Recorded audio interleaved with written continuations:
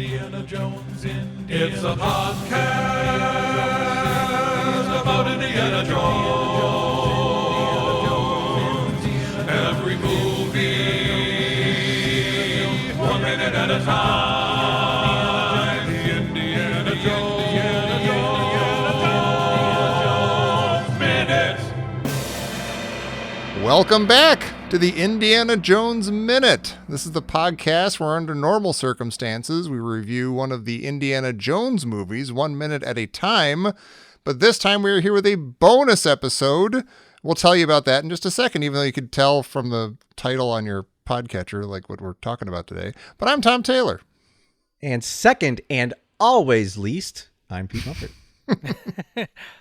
Yeah, I am the penultimate today guest or co-host guest person on the show. It's Gerald Christopher Marcus Porter. And we are joined today by our special guest all the way from Patreon, Zaction himself, Zachary Phelps. Welcome. It's me. Welcome. Nice to be here. Pleasure and an honor. Beautiful. You This is awesome. have been a top person over at our Patreon at patreon.com/Indiana Jones Minute for years. And yeah, we have a tier over there where if you give a certain amount, you get to come on this show and talk about whatever you want. And Zach, your wife, very kindly gifted this to you for, was it Christmas or your birthday? I forget now. It's a 2-in-1. I'm a Christmas Eve baby. There you go. Okay. Oh, wow. Nice. Beautiful. Oh, you share that with Jesus. Yep. And Birthday Ray with, Bradbury. I I think in think. reverse order. It was me, and then Jesus. Different year. But who's But yes, counting? thanks to the lovely Mrs. Action, to my lovely wife Tara. That's for, fantastic. gifting me this. Yes. Yeah. Wonderful. Gosh, it sounds like things are working out.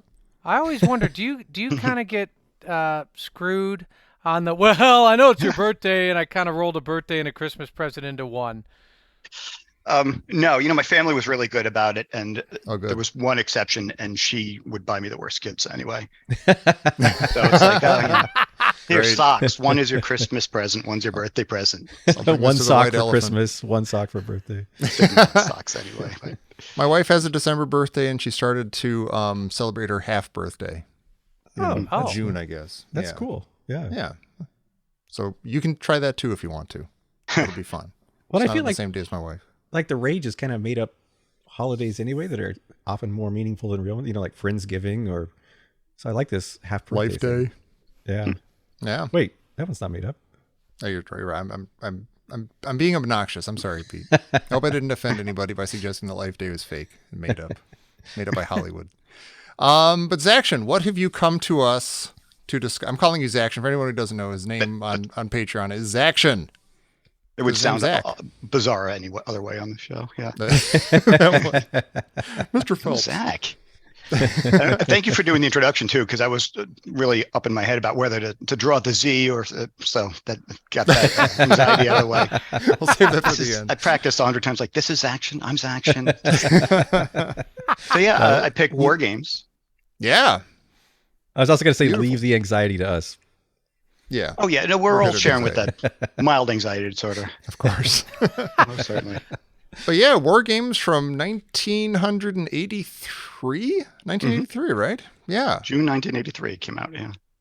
Have we all seen this in the theater? Did we all see this for the Yeah, first I time did. in the theater? Yeah. Jerry? Yeah, I did this, Okay. and I saw it many times. I think on Showtime. Oh, sure. Probably Yeah. like 1984, 85. I feel like WarGames was on all the time. It was almost like it was like Shawshank Redemption from like maybe 84 to 85 or 86, And I think I taped it off of HBO on a like the slow setting, so I had this and I think Tootsie and Bill Cosby himself on a tape together. And it looked horrible, but it was great. It was my copy and it was awesome. I Three used to. crummy quality movies on one tape. Yeah. That's right. Yeah. Yeah. Well, it wasn't an extra long play. Yeah. Yeah. Yeah. And you got SLP, 6 is hours. that it? Yeah. I used to. They never released it, as far as I know, the soundtrack to this, and I loved that closing harmonica thing. So I used to, I would Oh, yeah. play my tape version of the end of that when I wanted to relax, because it was like such a nice, like soothing, calming There's some good That- music in here. Although I remember at the very beginning of this, not the very, but like, when the credits are rolling and everything and stuff at the beginning, I remember sitting in the theater thinking, this isn't John Williams. It's odd that this isn't John. I'm a kid in the summertime and this isn't John Williams doing the music. But okay, all right. It's also a sounds little good. odd this isn't Steven Spielberg. Like, this feels a lot kind of like a Spielberg movie. Is this one of like this might be like the first, this isn't going to hold up at all what I'm about to say, but this feels to me like it's the first of the non-Spielberg or Lucas or superhero, just like kind of suburban kid blockbusters that wasn't Lucas or Spielberg or something. I don't know. You know, does it make any sense? It does to me. Yeah, it's hard Like to it- come like up with a it's- counterexample. Yeah. It was like it's grown out of their movies, but it's not them Yeah. or something. Yeah. Yeah. Yeah, Did I mean, you- John Badham directed. Initially, was Martin Brest was the director who started on the Oh, project. really? Okay. Yeah, and who years later went on to direct the movie I almost did for this podcast, which was Midnight Run. Yeah. But Hmm. creative differences pretty early on, and everything I've read, apparently Martin Brest had a very different, much darker approach for the movie. It was going to Oh, really? not be, not that this wasn't dark as it is, but like visions of Armageddon actually on the screen. Very, Oh, wow. very disturbing. Yeah. Huh. Well, speaking of Crazy. Vision of Armageddon, did you guys know or listen to the Crosby, Stills, and Nash I did. version? Yeah. Yeah. Apparently, there was like a single, I guess, that Crosby, Stills, and Nash put out with the movie. It was supposed to be in conjunction with the movie, and I Wait, think of it was what? on some early They did a trailers. song that was originally going to be in the movie, like it was going to be part of the soundtrack, and for some reason it yeah, didn't end up it was making the called. cut. The song's called "WarGames." It's on. You can Crosby- watch the video on YouTube. It's like Oh they my put their God. music to montage. Oh, It's boy. God. So Pete, what did you think of the song? It seemed. It did not remind me of Crosby, Stills, and Nash or Young or whoever else in it. It also didn't remind me of War Games. No, Yeah. not at all. It's you hear the vocals and you're like, oh, the vocals are beautiful. Like it's Yeah. Crosby, Stills, and Nash, but then behind it is this like you can hear like the record label guy go, no, it's gonna be a blockbuster. Here's what we're gonna do. You guys gotta come out of this like Sweet Judy Blue Eyes stuff, and you gotta enter this new Yeah. digital age, and it's like boosh, beast, boosh, beast, Oh, Yeah. no. beast, Yeah. beep, boop, boop, boop, boop, boop. Oh, gosh, and you're that's like, always hard but to then see. Crosby, Stills, and Nash are over it. Oh, They're boy. really weird. Yeah, thinking about War Games. Wearing neon flannel. Yeah. Yep. War Games Stop it. coming to get you. War Games don't like Living in these at the war roller games. rink. Me and my baby in a war game. It was clearly the 80s. That's all I'm saying. Yeah. The 80s is the cause of and the solution to all our problems. Yeah. Zach, Did you see this originally in the movies at the theater? I was thinking about it, but not until when you asked. I don't remember. But I Okay. had HBO, and so Sure. I do know. Yeah, it was just constantly constant. Like they'd interrupt mid broadcast to start it over again. It was just always on HBO. Uh-huh. But I'm sure somewhere in there I put it on a VHS at some point and wore that tape out too. oh, sure. So I can't remember if I saw it in the theater or not. I think I did. This is one that I remember like riding my bike with a friend to the theater like 3 or 4 times to Oh. see this a bunch Oh, of that's times. beautiful. Yeah. Like idyllic kind of. But Yeah. speaking of beautiful and idyllic, I'm curious because this was the day after came out around this time, Yeah. like World War III, the TV movie. Like there was a lot of really scary stuff Red going on right Dawn. around this time, and we all sort of had this anxiety about nuclear war with the Soviet Union. And I'm curious, did this movie make it better or worse for you? Or do you remember? To me, I feel like this made it worse. Yeah. Yeah, I'd say, I have yeah. on my notes. I have a whole long diatribe, not a diatribe, but a lot of that, including the day after. I'm staring at my screen right now, which has asterisks around it. I think it made it worse. Uh-huh. Yeah. I think with technology advancing and home computers, the words home and computer didn't go in that order at the time. Having a Yeah. computer at home in the very early 80s was just a novelty. And as technology was booming, and when this movie came out 2 years into MTV, and the heavy cultural influence there, and we're starting to shed the 70s and come into what would become what we think of when we think of the 80s. And part of it was the excitement of the technology, but the fear about how much easier, more easily it would be to launch World War III. Yeah. And the reliance on technology. So It's interesting you you mentioned that, because I feel like when I was watching this, I feel like, the last month or two in the news has all been ChatGPT and AI. And I feel like we're sort of at a cusp, another turning point like we were then. And a lot of this felt oddly, weirdly relevant again. very Yeah. prescient. Yeah. And Yeah. Pete, I'm glad you brought that up, because I was going to save this for later, but I'm supposed to say it now.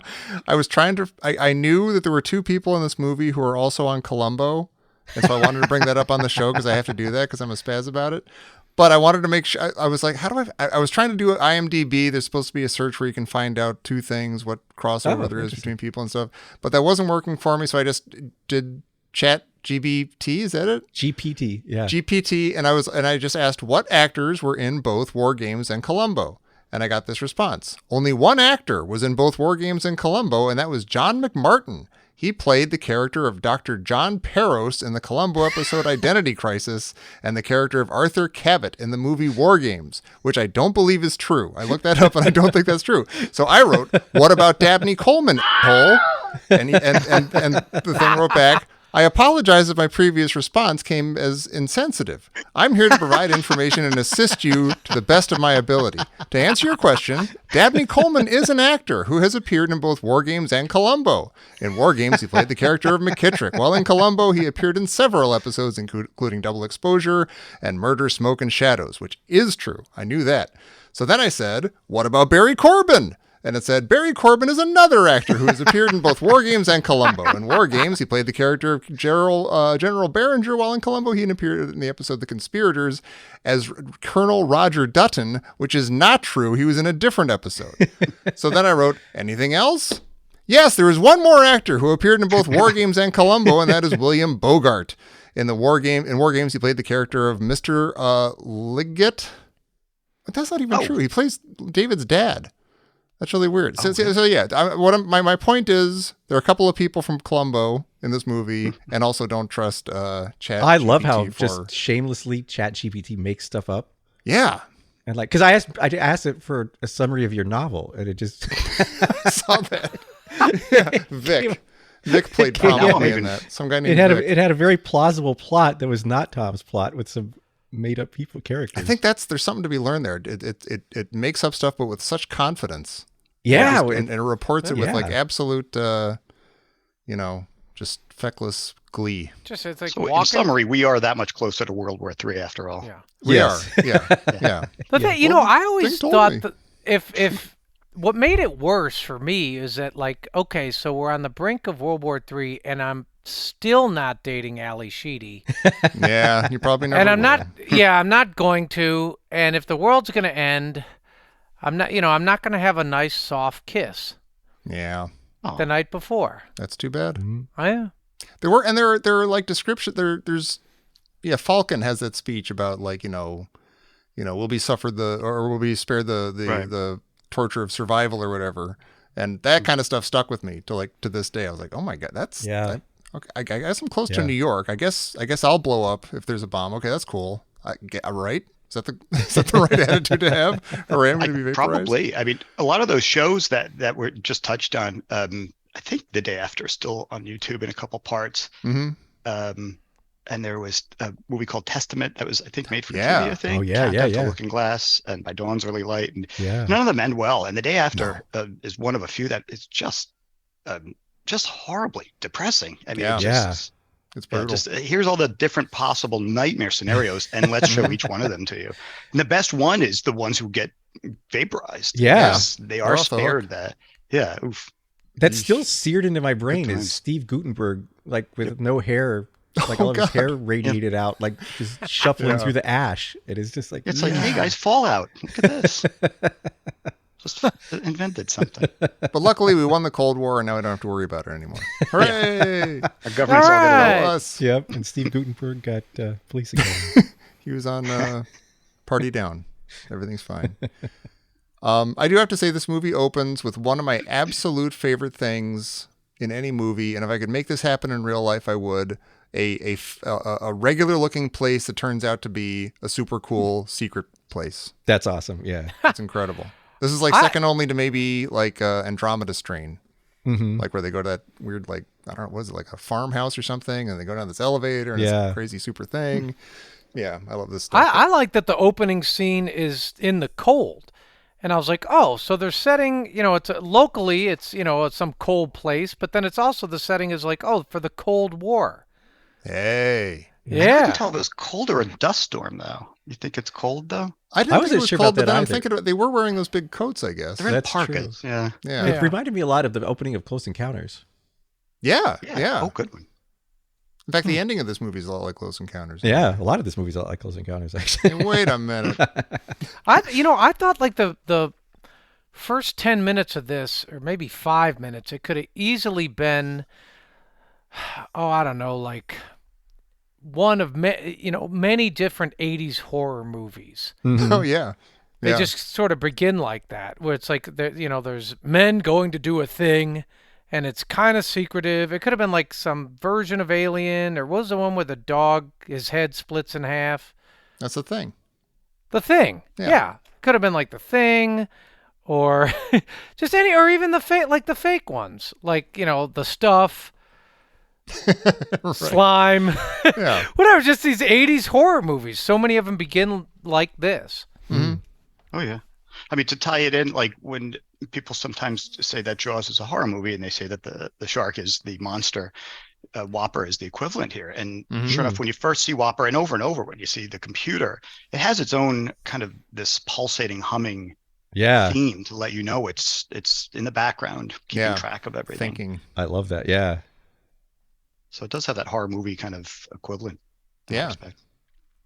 We have John Spencer from West Wing and Michael Madsen from everything else in this scene. Oh, yeah. So we should paint the picture if people haven't seen this in a while. The that's true, yeah, opening thank scene is a replacement nuclear launching crew arrives at a secret silo somewhere in the upper Midwest of the United States, and they go inside, and suddenly, right when they take over the shift, there's an incoming code comes in, and they get out the code books, the red code books, and they check, and it's a launch order. Yeah. And so, And the one guy goes cold. He's like, I gotta call somebody before we, before I blow Kill- up 72 million people. And Michael Madsen's like, that's not the routine. That's not the procedure. And he like pulls a gun on him. I'm like, wait, how's it gonna? Yeah. It's clearly a two-man. I love this part. I love the process of this. They get a code. They write it down. They open the thing with the two keys at the same time. They crack the thing. I love all that stuff. I was gonna say the idea of these rooms. I don't know if this is. I remember hearing about this from this movie, and maybe it's common knowledge, but it's set up that way so that if there was an infiltrator, a spy, that they wouldn't be able to launch the missiles because you can't reach that far to hit both keys Yeah, I think that's- simultaneously. Unless you're wow. Richard Pryor in Superman 3, he figured out how to do it. Yeah. But this raises that question of what if the other person is unwilling to turn the key Yeah. and he just has a gun to his head. yeah. And meanwhile, these two have their hands on the launch keys. And 2 minutes earlier, they're talking about how mind-blowingly high one of them was on Centimiglia. Yeah. They're using like jargon, like drug dealers. Like, Yeah. like this is their side gig, is the military. And Well, so speaking of the military, one detail that never appeared to me in my pan and scan copy off of HBO copy, there's a sign on the wall before they go Yes. into the place that says, anyone urinating in this area will be discharged. I love that. Like, what is that? saw that. Did that happen enough times that they had to put up a sign? Like, oh, the door's not opening. Or I mean, fast enough. was it? I Coming thought to like work high all the time. You know? Yeah. I wondered if it was like a joke, like we try and bring a little I levity was to the wondering that too. silo, Yeah. Maybe, yeah. or is it something like if you're in the shift, like that's it, you have to just be in there, like you have to Yeah. hold your Pee pee before you for- get here. Yeah, Did any There's of a you ever quaint read the bathroom book upstairs. came out maybe 10 years ago called Command and Control by Eric Schlosser? It was a terrifying book. It was all about close call nuclear accidents. Oh God. On both the U.S. and Soviet side. But there was like the main one in the book is a problem. I think it was a Minuteman silo like this in Arkansas, and it's interesting like how much of this seems very accurate, and then also how much in real life, like the people seem very competent and professional, and at the same time completely like wacky, and it's like it seems like this movie really captured that mix. I'm wondering what's going on here. First of all, it's showing you, I guess, the burden that's placed on the individuals, and they have these paroxysms of morality, or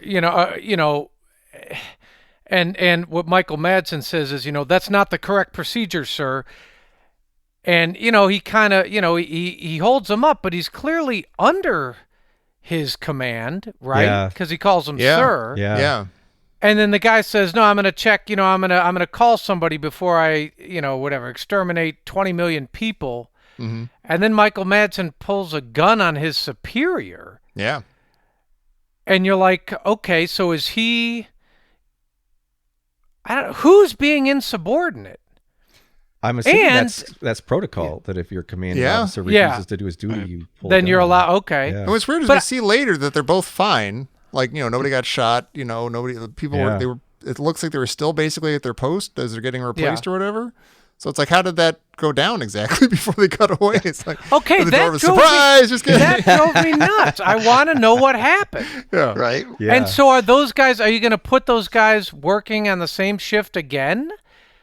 Like, is he, is he going to be like, once they Johnny punch clock out, he's like, no, I didn't mean to pull a little gun on you, all's forgiven. Yeah. Still in for golf this weekend? Yeah. Yeah. I'll show you some of that tie stick. Yeah. But you know what I did think about? So this is, this came out, about 40 years after, the Enola Gay and over the, we dropped a bomb on, the Americans dropped a bomb in World War II. And I feel like the question was percolating, like, did we need to do that? Mm-hmm. And so that's kind of one of those debates, did it save lives, or did it kill more lives, whatever, save the Americans an invasion of Japan? And I'm wondering if this little scene here where this guy has this, I'm going to make a phone call before I, basically drop the bomb or kill 20 million people. Like, I wonder if that came into sort of the, I don't know, maybe the zeitgeist or the cultural consciousness of 1983. Yeah, that isn't like the whole premise of the movie is it's interesting that this was like a hit movie, that this was that this struck it's not just about like the threat of nuclear war, but it's about like the technology behind it and taking that decision out of the hands of human beings and stuff. But I don't even know if most people were like, oh yeah, there's men in silos and they each have a key and they crack the thing open and they write down the code. Like, I don't even know if that was like a thing. Like I guess it is just a movie about the threat. And it's sort of introducing maybe to a lot of people like, hey, by the way, a lot of this is done by machine. And you're already nervous about machines because now you have one in your house maybe, or your uncle does or something, and you don't know what they do. So here's something else to be anxious about. Well, I'm also just wondering, why do they... I mean, you would think that the men in the silos or the guys who have the codes and the keys like are going to be unwavering when it comes to doing this task at hand. Why Michael Madsen pulls out the gun. And so we see this one individual is like, no, I'm going to double check this. And you're like, oh, that's interesting. But then when you find out a little bit later in a meeting it's like, well, several of the men, sir, have compunctions about, 22% are not willing to turn the key. And I kind of feel like that's, I guess, a very different look on sort of, Cold War stuff and atomic bombs and how, I guess, like Paul Tibbets sort of felt about, piloting the Enola Gay. And it made me think, so this is like, this problem's endemic to these key turners. If 22% are going to be, quote, insubordinate, or at least going to double check, they're at least going to make a phone call. Well, like the reality hits them at the very, When it's actually a real Yeah. thing, the reality hits them and like, oh, it just. But if you're making a phone call, come on. I feel like if you're making a phone call, there should have been more things in place there. Maybe Because Madsen's ready to kill 20 Well, he million wasn't able to people. make a phone call. Like the phones were dead, so he wasn't able. Yeah. to. Yeah. But also, I think this is fascinating because we have I guess, kind of an anti-war movie, but a lot of the good guys in the movie are soldiers, which I think is really interesting. You know, like especially, I think one of the main good guys in the movie is in every other 80s war movie the bad guy. Yeah. Yeah. Well, because he's pro human beings and anti machines making the decisions. Wait a minute. Who's the good guy and the bad guy in this movie? I don't know. I was going along with it. Well, I don't know. I'm not necessarily saying the good guy, but I'm talking about the wonderful, amazing, great Barry Corbin. Yeah. Well, okay, Zaction, is the general the bad guy, the good guy? Sure. Okay, the dude from Cloak and Dagger? Yeah. Dabney Coleman. Yeah, Dabney Coleman. Like, he comes off as the goofy-ass goof in this.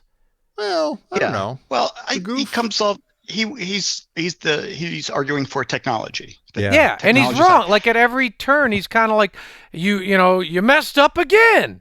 Yeah. Yeah. Well, I think his whole argument is this whole taking men out of the loop thing is not that all decisions would be made by the computer, but to expedite the process. Because as they explain later, if it's a sub launch, that there are literal minutes to go from one phone call to the next. Then you have to call the president. They have to have a response, and at that point, if it's a real, you might lose a chance to respond, which is its own question about whether it's worth it. So yeah, whether the general is a good guy or bad guy, I mean, it's quite a gray zone. That's he's true. arguing. He says, "I sleep well at night, knowing my men are in those silos." Yeah. I think it's a lot of those people would probably show up to the shift thinking it's just going to be another 24-hour shift and then we'll be done. And I don't know if it's an apocryphal, but the idea of with firing squads that they would give one bullet that was a blank. Yeah. So that, if your conscience got to you as your fingers on the trigger, it's like, well, hey, maybe I'm not firing the real bullet. Yeah. I think Your it's a similar 25 warheads situation. are actually duds. Don't worry about it. Yeah, right. But it's interesting. Barry Corbin is like the kind of tried and true, like homespun general chewing tobacco. The and cowboy. making he's a cowboy. He's an He's American off the road. cowboy that you can kind of rely on, and he likes having his boys in the silo. They're there to do their job. And then Dabney Coleman is like, yeah, but computers, and you don't know what they do, and they're very mysterious and they're scary, and that's the new idea. So yeah, it is sort of you can see, the anxiety is built in there. Like, I don't necessarily want a general trying to blow up the world, but I like a general who sounds like, Slim Pickens or something. Well, that's I think I'm expecting Barry Corbin to be Slim Pickens, and he seems that he's more interested in de-escalating situations. Oh, than yeah. I would have expected, which I think is why I categorize him as a good guy. I agree with you. Yeah. Well, he says, right on, your defense system sucks. After careful consideration. Yeah. He's based on a real general. When the writers took a tour of the NORAD facility, General Hardinger. It's really amazing that they were finishing up the tour, and the person who was in charge of NORAD at the time came up to the writers and said, "I understand you're writing a movie about me." And they had a whole discussion about it, and he's got a fascinating Wikipedia entry. He was quite an established, admired, admirable military person. Oh, interesting. Yeah. And then we're in Seattle playing video games. This was a real arcade in Woodland Hills, It California. looks like it. Oh, was it? That place is Yeah. awesome. Wasn't Playtron here on the door. That's I know. so cool. I know. It was probably brand new. Yeah. Playtron here. But I will. he's playing Galaga at like 7:30 a.m. Yeah. That's yeah, a before dream. school. That- Yeah. I've never done that. I never got to do that in my life, but that seems like an absolute dream. I He's think late that- for that's- school, so technically it was during school. That's true. Like- Yeah. Late to get his F paper. Yeah, he's playing Galaga. IMDb says that in preparation for the movie and the scene, I suppose, that somehow they decided Broderick needed his own Galaga machine in real life so he could That's practice. awesome. Yeah, right? Wow. Wow. That was, That's I mean, a dream. I remember there was like a McDonald's had like a thing where like, oh, every day you buy something, you get like half a ticket or whatever. And if you get the 2 tickets that add up to Centipede, you win a Centipede arcade game. And like as a kid, I was like, Oh my. Oh, that's like, wait, it's like being elected president or like you win, That's better win than the being earth elected or president. something. Yeah. Or- I mean, that's unbelievable. I can't get my head around that. An arcade game in my house, forget it. I mean, yes, I've got Atari, but that's not the same thing. But Well, yeah, I think- that's huge. One of The the other things arcade that, games. Oh, go ahead, Jerry. I'm sorry. one of the things that was just so fake about this movie was the fact that, like, you know, David would be such a brilliant computer geek or nerd, and he sucked at Galaga. Does he suck at it? He's not. No, I mean, they I show suck like at the Galaga, so I challenge. can't tell. First of all, he gets to the challenging stage, and he doesn't get a perfect. And you're like, there's no way. And then later they show him, and it's like shots fired, you know, hits, misses, and he's Oh, like, it's like 62%. it's like or something? 62%. You're like, come on. You expect me to believe that this guy is a computer geek for real? Well, a to brilliant. be fair, both times he's being interrupted by somebody. First Yeah. that kid, and then later on Ali Sheedy. And, you know, if Ali Sheedy's standing there, you're going to screw up your game. Your mind is going to wander. That's your book talking, Tommy. It is. wait, It is. Whose version of the book? Chat GPT? Yeah, or Chat the- GPT. I don't know who to believe anymore. So I did a lot of pausing and wrote down the other arcade games in the scene. I know you guys are Oh, big yeah, arcade I'm people. excited. Dig Dug, Yeah. Zaxxon. Yes, Jungle I hated Hunt. Zaxxon was hard. I liked Yeah, it on my Zaxxon computer, was but in hard. the arcade it was hard. Yeah. Jungle Hunt, Pac-Man, Ms. Jungle Hunt. Pac-Man, Donkey Yeah. Kong, Frogger, Tron, Centipede, Asteroids, Frenzy, which is a little bit obscure, Oh, and yeah. then Tutankhamun, which is really obscure. Oh, Oh. yeah. Tutankhamun, and then 2 or 3 I couldn't identify. Wow. That's So it's a- very, What was very Tutankhamun? Atari heavy. Yeah. I looked it up and I have a vague recollection. I think I remember playing it, only seeing some screenshots, but yeah, that's an out there one, Tutankhamun. Crazy. And all like bathed in the smell of French fries and burgers. Yeah, Coca-Cola. like high school kids are ordering burgers and Yeah. fries before sodas. Oh, that's great. I'm looking And up before 8 Tutankhamun. a.m. I've never. It's don't still remember like this so, game. so who woke up Oh, at I like vaguely do. 5:30 in the morning and went to the arcade? What arcade is open at like 6 a.m.? If you had an arcade like that on your way to school, you would definitely have done that.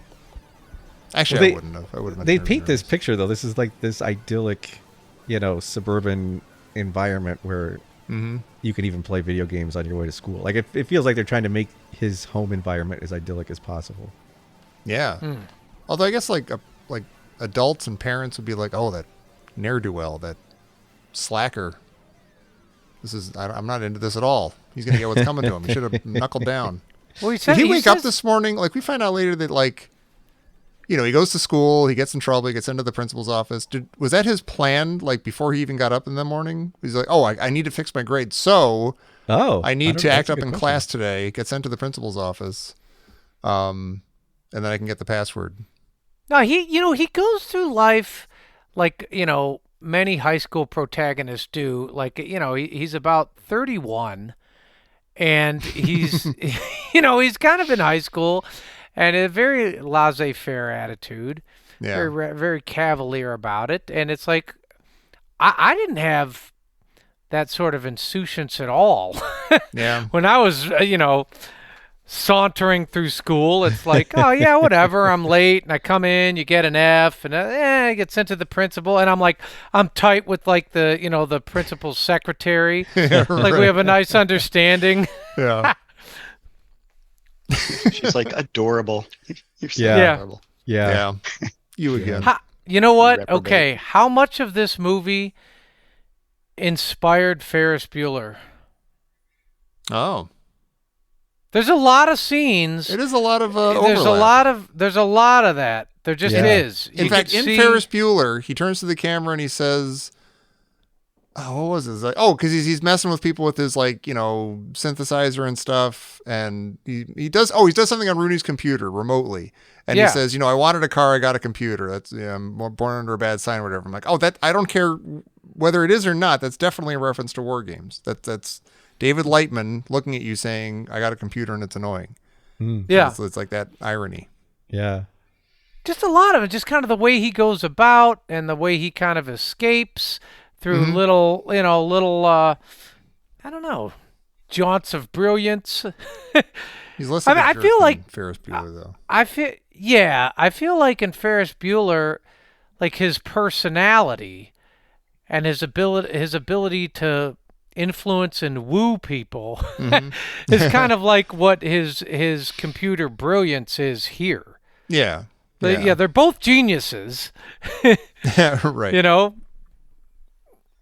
I also feel like this is this is sort of the beginning of computers for a lot of people. You know, like Zach, you said, Yeah. like home computers. Oh, I yeah. think like nobody had ever seen a computer used like this before. I mean, Mhm. I think a lot of people who went to the movies and saw this, and I think this was really like we're still in the phase where nobody knows what you can do with a computer. So yeah, of course you can change your grade. Of course you can, get a Yeah. reservation on a flight, or of course you can do all this stuff. I may be stupid, but I feel like this could have been a lot more fake than it is. Like whatever he's doing for like 1983 seems kind of within the realm of. Yeah. He's got like the phone thing that he puts in the thing to do the modem thing, and he's got like a bank of stuff, and he's got floppy disks, giant floppy disks, and dialing into a school computer and fixing stuff. I totally buy that. Like, Well, that, I think there's so much fakery in even in this movie too. There's so much like obvious fake computer stuff. Like typing computer, chatting with a computer in sentences. That's silly, but like everything, like his gear and what he's doing, it all seems totally valid. And correct me if I'm wrong. Somebody No, I write in. I think that they actually, like, the U.S. government changed some of its policies because of this movie. Like, I think Oh, yeah. Wow. people built networks differently because I think they started putting passwords as a default because of this movie. Because before this, they assumed people wouldn't do anything. Like, this wasn't really a possibility. Wow, that's crazy. Yeah, this was like the very hacking was just coming around as its own thing, and this popularized it to the point that at one point he's showing Jennifer all the phone numbers that are being dialed, Yeah. and he basically explains to Jennifer and myself and most of the audience doesn't know what the heck's going on, about how his modem is calling all the numbers in this one area looking for, another something that picks up that's a modem, so that he knows, okay, it's at least something I can communicate with by computer. Mhm. And at the time the movie came out and when it was written, it was called Hammer Dialing or Demon Dialing. And Oh, within wow. a year or two of release of the movie, it became and is since known as War Dialing because of the influence of the movie on Oh, the wow. That's culture. crazy. Yeah, there's an amazing Wikipedia entry on the 414s, which were 6 people, mostly kids in Milwaukee in that area code, who right around 82 to 83 were doing this just for a thrill, Mhm. but also got into Los Alamos National Laboratories Oh my computers God. and Sloan Kettering. Yeah, and Oh, man. yeah, they became celebrities by the end of the year because of the movie. And Wow. I think, like Pete said, I think it was at least 6 pieces of legislation were introduced at the end of that year. That's Because crazy. the administration was like, "Wow, did you see this movie? We should address this." So seeing sleep this well. thing. he pulls out the phone and he starts dialing up other computers. And at the time, I remember thinking, like, oh, I didn't even know you could do that. What's he doing? He's at the Yeah. brink of, he's at the vanguard of technology. And so you're like, all right, so back then, all this internet, all this computer stuff and connecting was like the Wild West. And you're like, sure, he can book tickets to Paris and he can change his grade. And you're like, okay, so I'm asking you guys, do you think that has changed? I know we have passwords now and, all sorts of things, but has that changed? I mean, I still think that the Matthew Brodericks or the David Lightmans out there it's still the wild, wild west, right?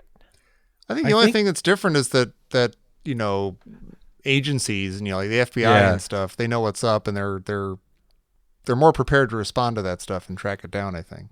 But I think you're right. I mean, there's, they've got different machines to deal with different machines, and they're doing the same stuff, it seems like. But I think there are also a lot of state-sponsored Davids now instead of just like a kid. I mean, there are still kids doing that, but I think there are a lot of... Yeah. And they sort of they sort of touch on that in the movie. They're like, he's got to be working with somebody on the Oh, yeah, outside. that's He's been true, yeah. recruited by the commies or something. Yeah. Like Eddie Deason. Yeah. We'll get to Mr. Potato Head. We will get to Mr. Potato Head. But I got to say, I have to admit, I saw this movie so many times and I never really understood until I was an adult what the plot of the movie was, or like, in terms of like he sees an ad in the magazine for Protovision, these amazing new games of Protovision. They're coming out later, and he gets the number for Protovision. Finds out it's like what was Sunny Valley or something, Sunnyvale. California, Sunnyvale, Home of Activision. and oh, is it really? Oh, I awesome. believe so. Yeah.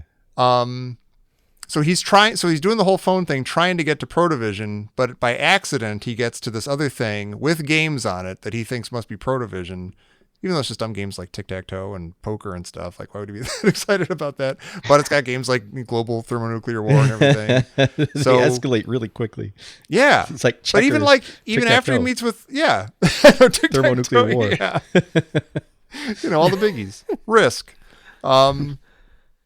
But even, we get the scene with him and these computer nerds, I guess it's some university or something, Eddie Deason and this other guy whose name I forget, but I love him. He's in a lot of stuff. But yeah, even after that meeting, he must know, okay, these two guys basically said, no, that's not Protovision, but he still goes ahead with it anyway to try to break into it and get these games, not knowing what he's getting into. Yeah. So I guess I'm saying, like, deep down, does he know that it's like a military thing that he's messing with? And he kind of doesn't care, or he thinks maybe it couldn't possibly be really deep down. That's a good question. Well, so did he think that he was going to be playing Missile Command? Yeah, I maybe. think so. Like actually when Yeah. he pulls up like chess and tic-tac-toe and Falcon's Maze, and it's like he sees global thermonuclear wars, he's like, oh, it's going to be like Missile Command. Yeah, Probably. maybe. I think it's like most people now would want to break into, I think it's Rockstar Games to play Grand Theft Auto Yeah. 6 rather than Yeah. Yeah. They just had a ruin the leak. company. you Yeah, know? they had somebody broke into them. They and leaked did, a bunch yeah. of stuff. Yeah. Yep. So I think he seemed like he just wanted to play the games. Yeah. It's just in his blood. He But wants they to get do stuff show, into- I mean, there is that shot where the games keep loading, Mhm. and it says like biotech, combat, Yeah. and they give you like kind of like a dun dun, in the music, and they show a close up of him staring at it, and you're like, oh, he knows that's not a game. Yeah. He's freaked out by it. He's He has freaked to go out to by these it. other I don't guys know to if he find out knows what's it's up not a with it. game, but I do like how they make it dramatic. But yeah, it's Yeah. like theater-wide biotoxic and chemical warfare. Yeah. Yeah. Did you guys? There was a TV show that came out hot on the heels of this, I think, that was based on the popularity of this. Did you guys ever watch Whiz Kids? Oh, wasn't Albert from Little House It on was. the Prairie on that? Yeah. It was. I And never he saw had a- that, but yeah. Yeah, I love that show. He had a modem like he'd dial up in every episode. He would hack into like a traffic sign to warn somebody on the freeway, like get out of your car. Like, That's cool. but every episode he had to hack something. Wow. It didn't last very long, unfortunately. Poor That's Albert. great. I'm glad it didn't. Did you, Pete? You're kind of you pay attention to the soundtrack and movie scores. What did you think of the music in this movie? I think the music's incredible in this movie. Mm-hmm. I think Arthur Rubinstein was. I don't think he was credited, but and they didn't have a soundtrack. But I think the music's Right. amazing. Well, like Credited. Yeah, his name's in the beginning. Yeah. during the credits, it sounds like Stripes. the opening It does. credits, yeah, It's really it like does. kind of like spazzy Or military 1941, stuff. or yeah. Yeah. It's like A-Team meets Stripes meets. Yeah. I don't know. It's some Yeah. sort of military fun be had. Yeah. And the ending sounds like a Disney movie where bears reunited with the family. Bye, bear. Speaking of Little House That on the Prairie, harmonica. yeah. with the harmonica. Yeah. I kind of hated that. Oh, I I love kind that. of hated ending. that. I love Who's that. playing? Is like Toots Thielemans or something? Who's It wasn't playing him the playing harmonica? it, but it wasn't him on the harmonica. It was somebody So else. odd. Yeah. Yeah, it's really weird. But yeah, he goes and talks to Eddie Deason and this other guy. I swear, I keep thinking Eddie Deason was in American Graffiti. He was. Oh, what? He I think was. he might have been, wasn't he? He was in America. You talking about It was in Malvin? 1941. He was in maybe it's 1941. 1941. No, Maybe that's Zach's it. right. He was not in. He was the ventriloquist in American Graffiti. 1941. That's Yeah. right. Yeah. Yeah. First known for Eugene in Greece as Eugene. Yeah, was he's Oh, okay. Eugene. Rose. Yes. Yeah. He was in Midnight Madness, one of the few Disney movies with a PG rating, or the earlier movies by Disney with a PG rating. Midnight Well then, Madness okay. fans at So all? doesn't he get all weirded out? He's like, "You're talking about back doors in front of the girl." Yeah. Yeah, and you're Yeah. kind of like, "All right, which one of you is the stud here?" Hi, Lightman. I feel like I I, kinda- quote him I all don't the time, know. but I don't know where or when. This little section had a very Tron feeling to me too. Yeah, yeah. It's like guys who know all this stuff talking about it, and they're surrounded by it, and It Yeah. feels like it felt like at the time these came out, it felt like there's this whole world out there that seems there's endless possibility, and you just like you want to absorb it. Like it just seems incredible. Oh, yeah. yeah. I love the utter exhaustion of the guy who's not Eddie Deason in this Yeah. scene. He's There's just a lot just done. Yeah. Yeah. There's a lot of nice stuff in this movie of stuff that's not about the movie, but it's little side business like Yeah. this. Like, remember when you wanted me to tell you when you were being, thoughtless and insensitive? You're doing it right now. It's Potato Head. Mr. Potato Head. It's the greatest. That I blurt out all the time. I sometimes follow it up with, back doors are not secrets. And I don't know why. Again, I don't know what happens in my day-to-day life that I have to blurt out Mr. Potato Head. But I do. Go right through Falcon's maze. Well, it's funny because we cut from that to this wonderful library research montage. Yeah. And it's funny that the library research montage is so much more outdated than the computers in this movie. Oh, God, yeah. Wow. First of all, a library. Microfiche Yeah, and what's a card library? catalogs. And, Card catalog. Dot matrix Yeah. printers. yeah. I never, ever, ever understood the card catalog, the Dewey Decimal System. No, I It's didn't like, really just give me either. the alphabet or something. I just want to find a book about dogs. All the research he does, you could do before you got out of bed within like 8 minutes of waking up. Nowadays on your phone. You could do like 90% of this movie on your phone now. It's amazing. Just on the phone, You right? Yeah. can probably you can make the movie on your phone. Yeah. You could, yeah. Right. We get I it. remember going to libraries to do research. Oh for yeah. school. Yeah. Yeah. And the way they smelled, like the smell of the wood and the books. Yeah. Oh, The, man. you know what? The way that David interacts with adults or even figures of authority in this whole movie is really fascinating. I'm never like, oh, that guy's like 17. I just don't like even the librarian. He like I think he gives her a note and she goes and gets, I don't know, a microfiche key or whatever it is, and he kind of like checks her out. Like like he's about to ask her out on a date or something. He just, and we see that much later, like when he's in the Cloak and Daggers, Dabney Coleman's office, and he's like, "Oh, I'm just gonna log on to his computer. Like I've already been arrested, I'm already incarcerated. I'm just gonna log on to his computer." Well, he's the plucky, resourceful hero, Yeah. young man. Yeah, yeah, I know, but I I didn't catch him hitting on the librarian either. or trying to. the way he Jerry, interacts I think with that when adults- you're a hammer, the whole world is a bunch of men. Well, even when he gets arrested, I mean, he just looks like mildly distressed. Whereas Yeah. I just melt into a puddle like, oh Yeah, my yeah, God, yeah. it's He didn't over. get to finish Yeah. his big gulp. Yeah. Yeah. But- Can I put this down? But what's strange is he has these moments in the movie where he's really freaked out, Yeah. Yeah. and you're kind of like, does this, like, what happened to the guy in the library? What happened to the guy who's logging on to Dabney Coleman's computer? What's there to he's- be freaking out about I in the feel like library? I feel like that's him in his element. Like Yeah. computers are where he's comfortable. Yeah. And figuring stuff out and researching Yeah. stuff. And Yeah. he could have been such a good student. It's such a shame if he just applied his, If he'd his applied skills. himself. Yeah. Oh wait, he did apply. The problem is he did apply himself. It's just like the thought I always have, like watching Breaking Bad or something. It's like, gosh, if these people are so smart and so ingenious and clever, why if they just applied that to something worthwhile, Yeah. they could do so much good. Why don't they So much start their hard own, their own business on Poshmark? Yeah, come on, they'll make a killing. Hey, you know what this movie gets a lot of credit for from me? Huh. There's like a Star Wars reference in here, and it's super low, like B-side, deep cut. He I forget what he's doing, but he's at his computer at his house, and I think he's gotten some phone numbers. He's trying to. He's like, "Protovision, I have you now." Oh yeah. And I'm like, a Oh, Star Wars wow. fan knows that that's Darth Vader, but it's not like "May the Force be with you" or whatever. It's like not like in the zeitgeist or anything. It's just like if you know Star Wars, you know that's a Star Wars quote.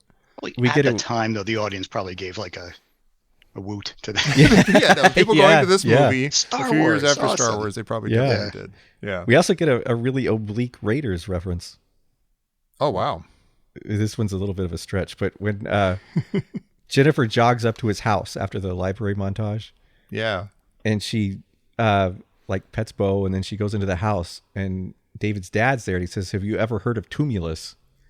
And she says, "No," and he says, "Neither have I." And they don't define it or anything. And she goes up to David's room, but a tumulus is a mound of earth or stones raised over a grave, Oh. and a synonym for tumulus is a barrow. Hey. Like Oh, Turkdene wow. Barrow over by Turkdene. Hazelton. Yeah. Nice. Wow. Deep That's cut. good. I Super love that good. you Yeah. never find that out. That's a really well do done too. movie. Yeah. You know, he doesn't walk away giving you the definition. Yeah. Yeah. Yeah. Turns out it's dirt over a grave. Someday that'll come up in a crossword, and we'll all get it right now. Right. You know what? So that scene, Jennifer, visiting again, Uh-huh. the second visit, and that's when David shows her the videos, the video that he has of Falcon, Hmm. and he says, she died. He died, and she says, "Oh, he wasn't very old." And he says, "Well, he was pretty old. He was 41." And her that's response old. is, "Oh yeah, oh that's old. So calm down, everyone." Yeah. Yeah. Yeah. It's like my 41. dad- Ah, She's like, my On the dad's wrong side of 45. 41. yeah.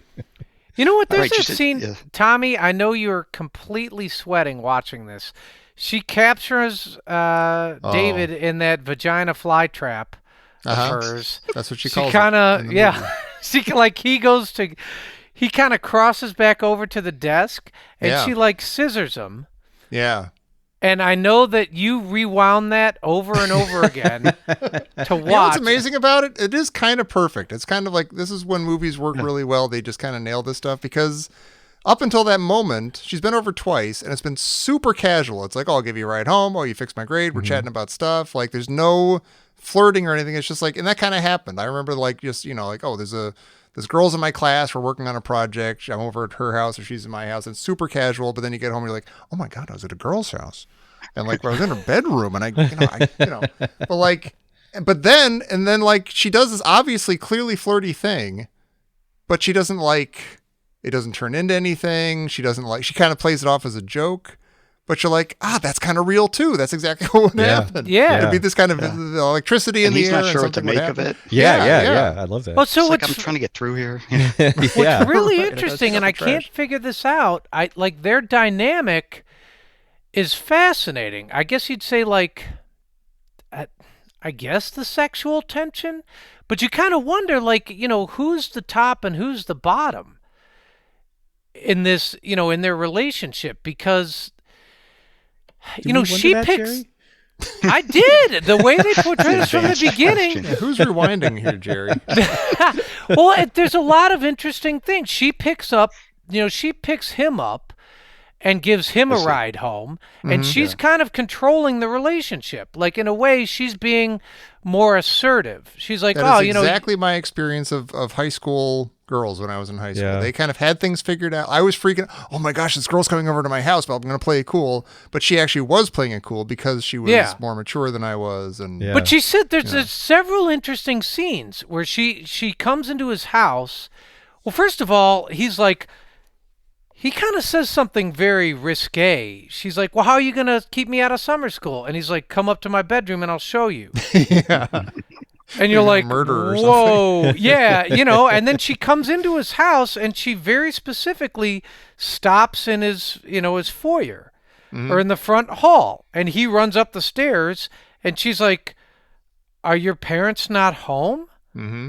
And you're like, "Oh my gosh, she's done this before. She knows what happens when you walk into a house and the parents aren't there, and you just you just gave somebody a ride home on your moped." Mm-hmm. And he's like, "What are you, nuts? My bedroom's upstairs. Come on, we got work to do." And so she's like, "Okay." And you're like, "Well, he's not thinking about that sexual tension at all." Yeah. He's excited. Or at least not in that moment. It's not real. Like, he's either switched gears or he's like, no. It's just interesting because you kind of, all the people who are computer files, right, or computer-centric here are all kind of nerds. And Yeah.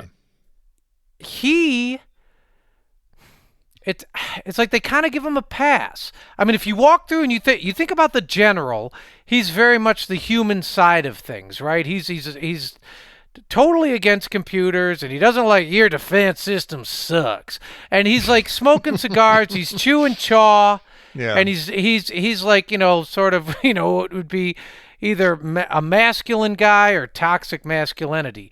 But then you think of the guy who runs Whopper, and he runs in, and like is one of the high points, like one of the most harrowing parts of the movie. He's like, no, it's all a simulation. Stop everything and doing that.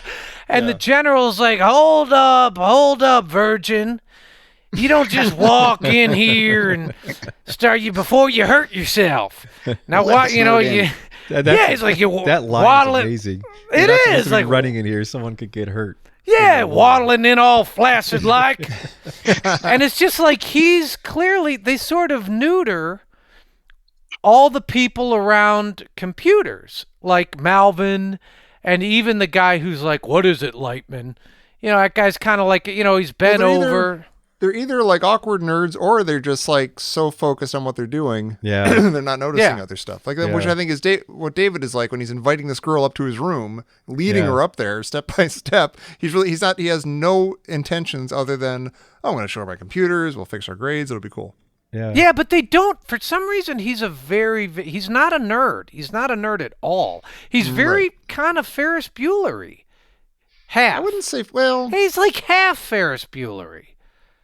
Let's see. There was another book that came out about 10 years ago called Exploding the Phone, and it was all about analog hackers, and it was people who, like Steve Wozniak was one of them. It was people who learned how to hack the phone system. Yep.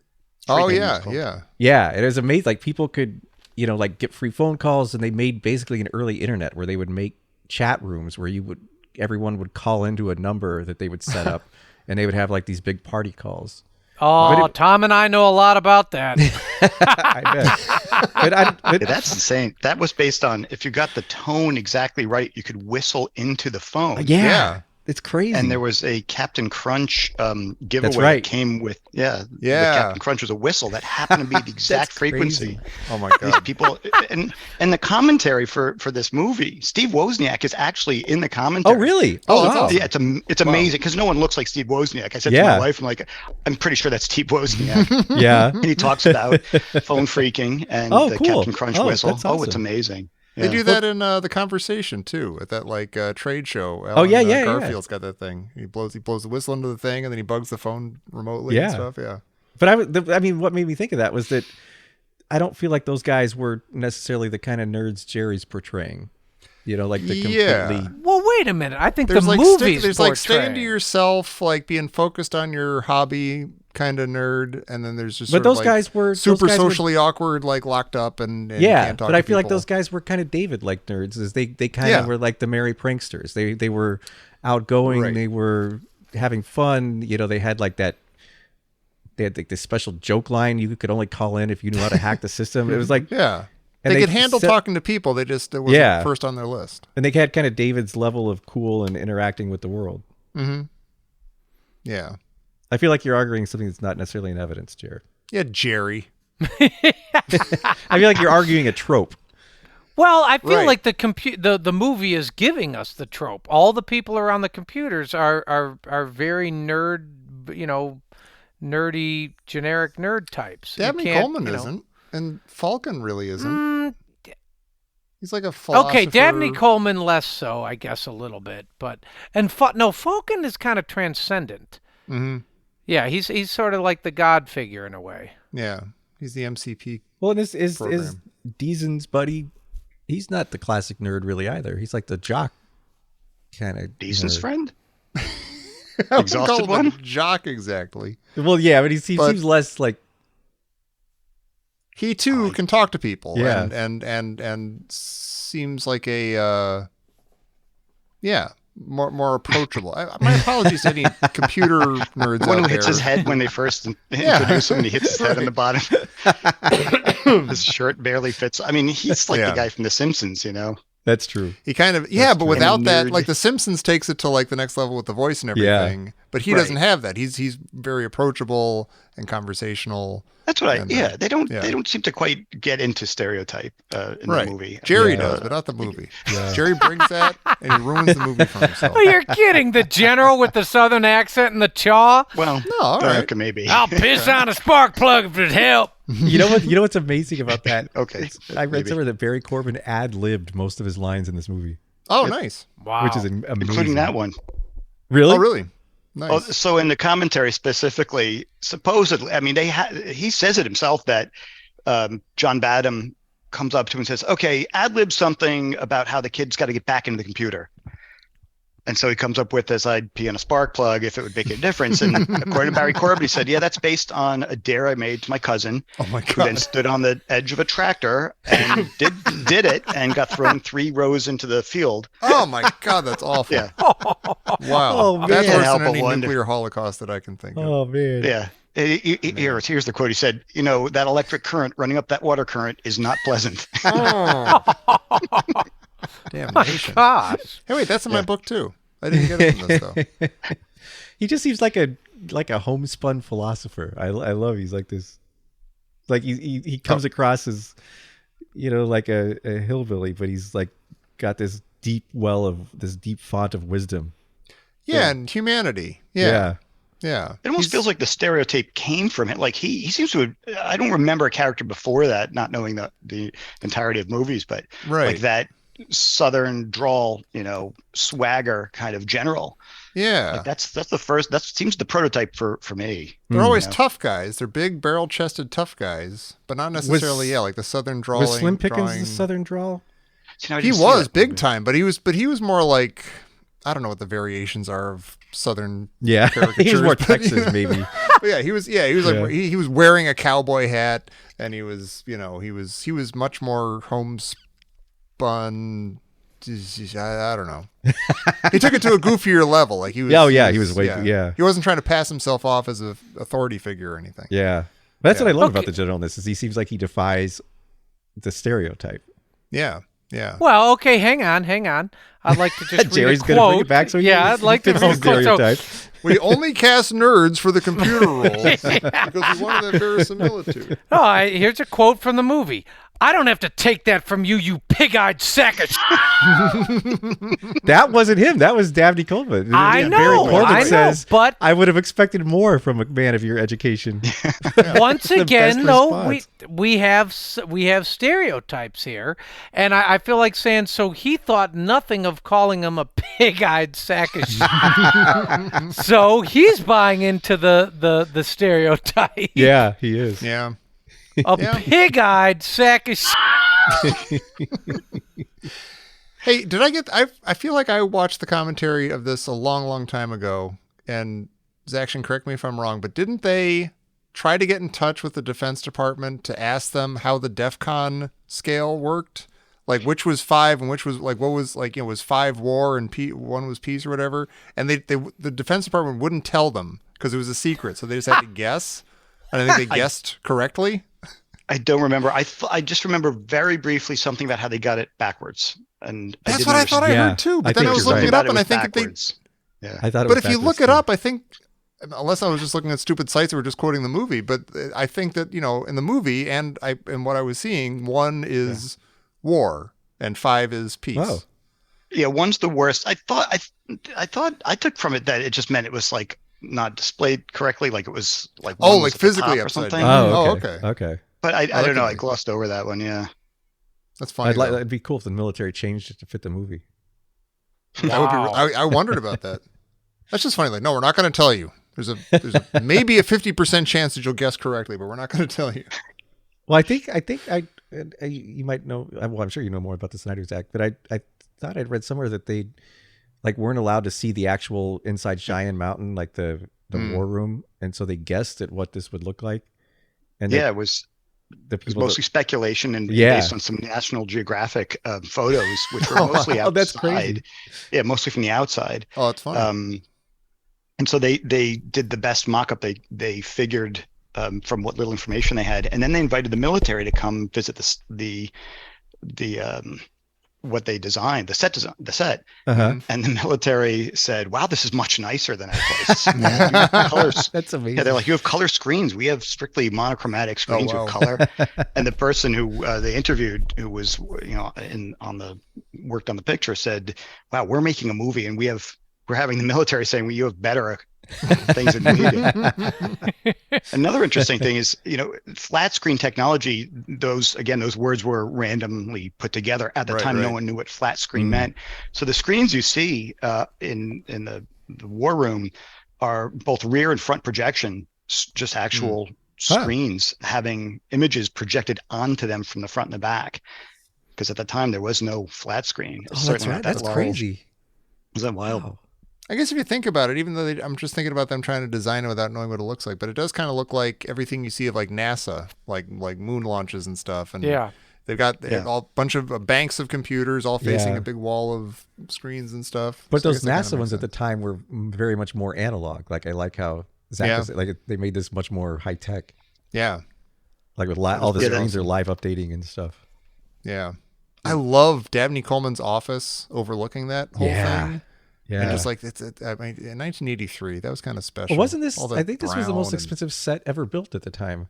Oh, really? Are you serious? Like the war room. I think I read it was $1 million for that set, and it was the most expensive set that had been built to that point. I was wondering about that because it's not just the war room. It's like all the pieces that are coming off it, like the hallways leading to it, and the staircases, and the offices overlooking it. And but I think that's why they made Dabney Coleman's office like that, is they wanted to show off this. Like, well, we're going to build this set. We're going to take advantage of it. Yeah, don't ever take the camera off that set. No matter what you do, make it visible at all times.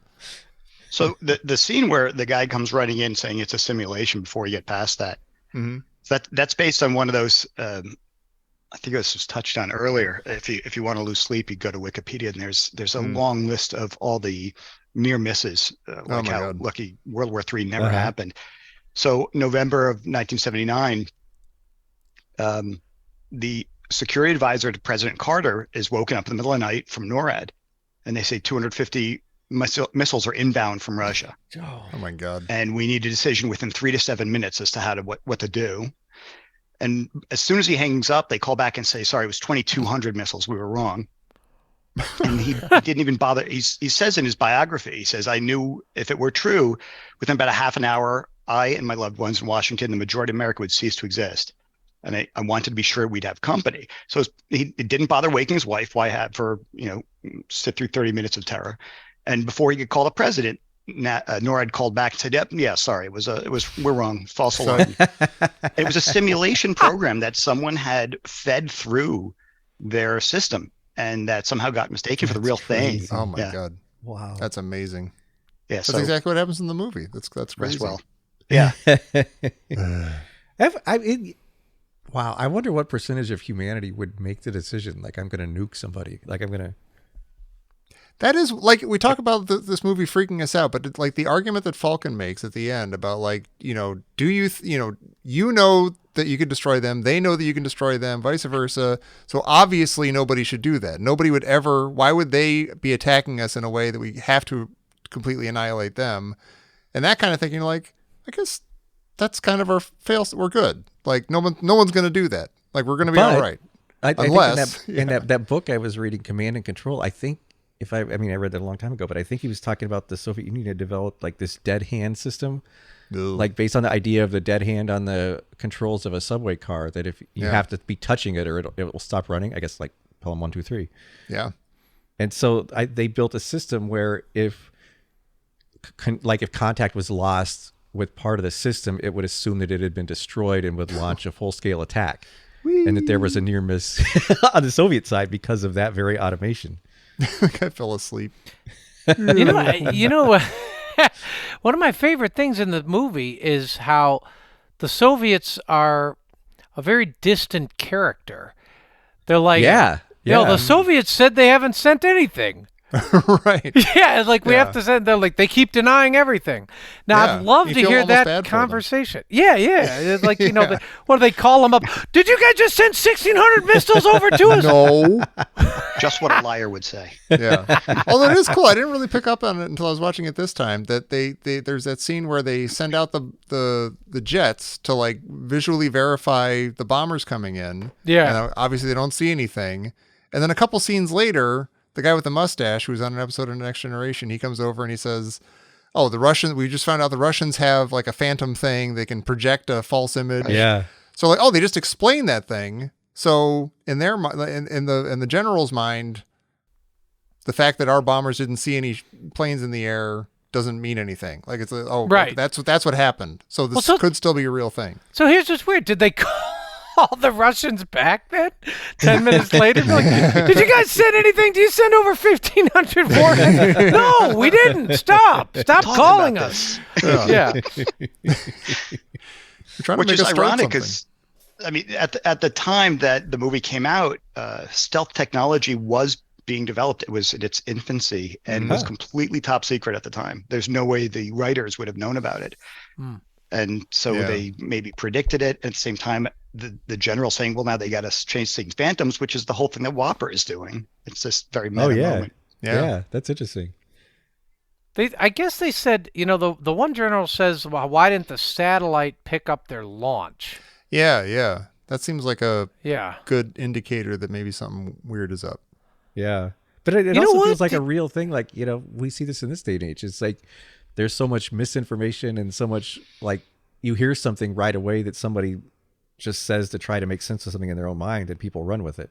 Yeah, that's true. And then, like, that guy may have just, I heard, a story that maybe they're developing this system where they can project a radar shadow. Oh, that explains it. Oh, Okay. yeah. Okay. Well, even if you don't say, oh, I think that's what happened, it puts that little element of doubt in the back of your mind.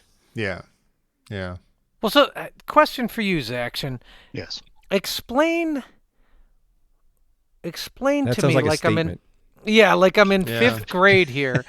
So Yes. he calls all the computers in Sunnyvale. He happens to connect with the Whopper, and then he logs in as Falcon, and he plays the game global thermonuclear war, and that's Thermogluber. he plays the game Gubble played Thubble Thermogluber. Trouble. And then Whole different the movie. Whopper runs the game on the big screen. That's So kind it's just of, yeah. playing the game, but NORAD question. thinks it's real because did he get in the back door to Whopper and play the game? Yeah. Something like that. So yeah, I mean, that is, oh boy, that's confusing. That's one of the plot holes that I can't fill in. I don't understand. So It just seems the like Dabney Whopper, Coleman yeah. he worked with Falcon, Right. and for whatever reason they faked his death. He was sad. He wanted to go Yeah. away. And then he got in trouble with Dolly Parton and Jane Fonda. Yeah, he's tied up. He's hanging from a chain and like leather straps and stuff.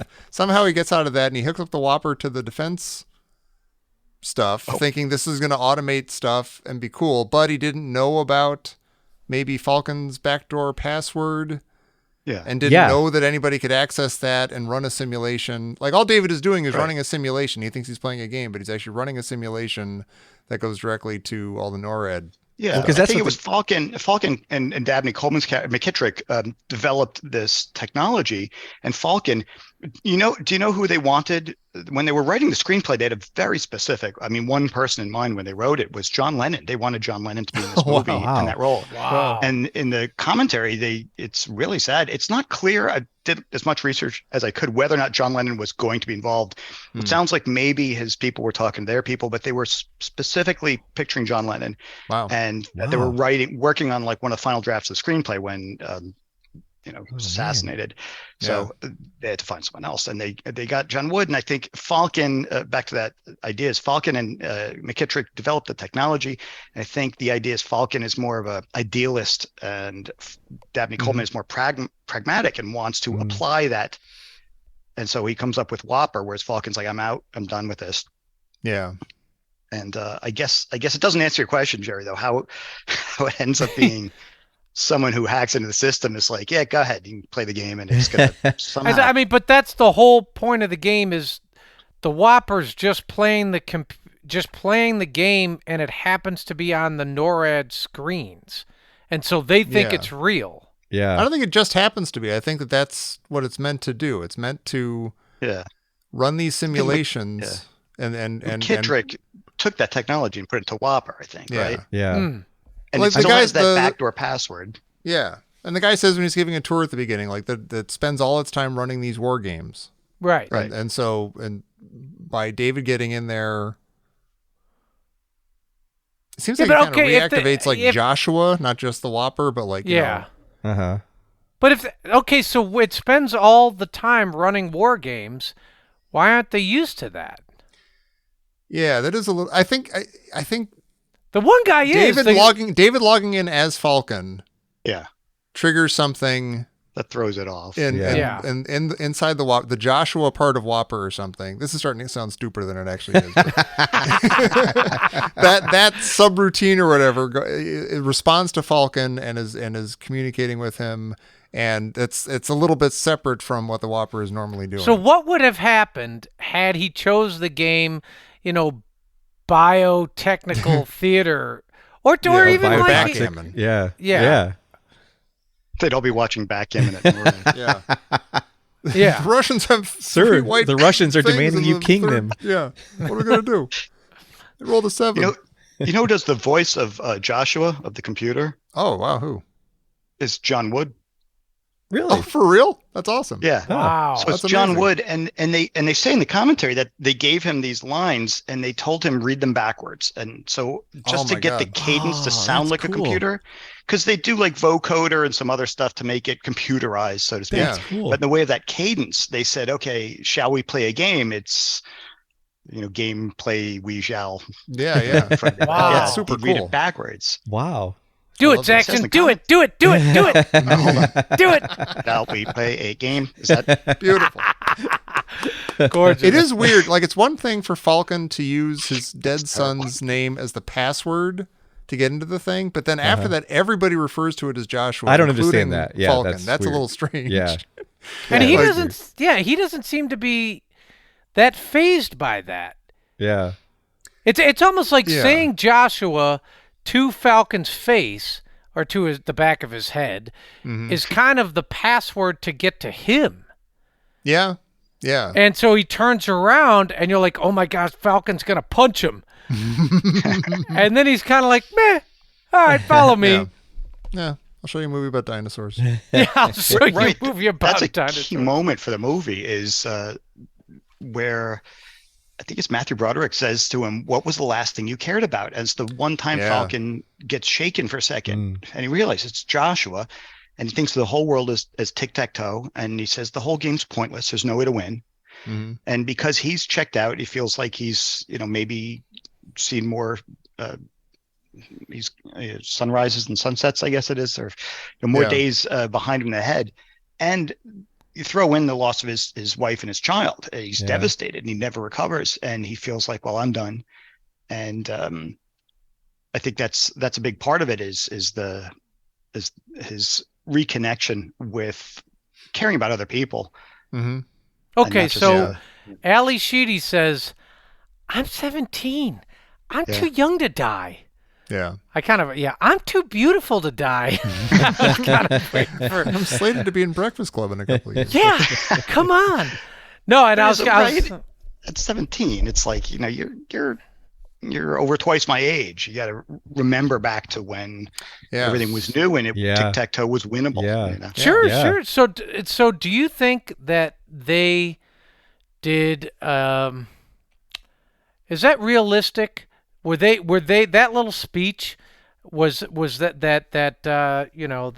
David and Jennifer gave Falcon? Was that realistic? That he kind of like he goes upstairs and is like, you can go ahead and sleep on the floor. Right. And then he comes back, in like a helicopter. I mean, what did he do? Did he go upstairs and he's like in his, his 4-poster bed? Yeah. He's like, oh my God, she is too young to die. I mean, is it believable that these kids show up on his property like that? They utter Joshua. He shows him a movie about dinosaurs, tells him to sleep that on the ready. floor. Yeah, he's flying around a pterodactyl, for Christ's sake. Yeah. Yeah. He And might you're be like, crazy. okay, what was the point that sort of jogged him out of his, his, I don't know, Right. his misanthropy?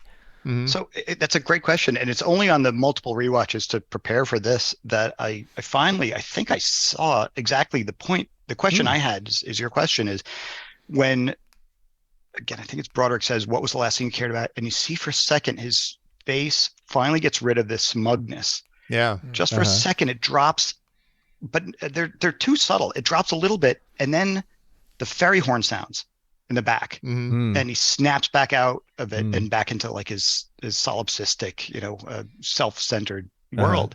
Yeah. And he smiles again. He puts that weird, haunting, phony smile on. He says, "Oh, you've missed the last ferry. You can stay if you want."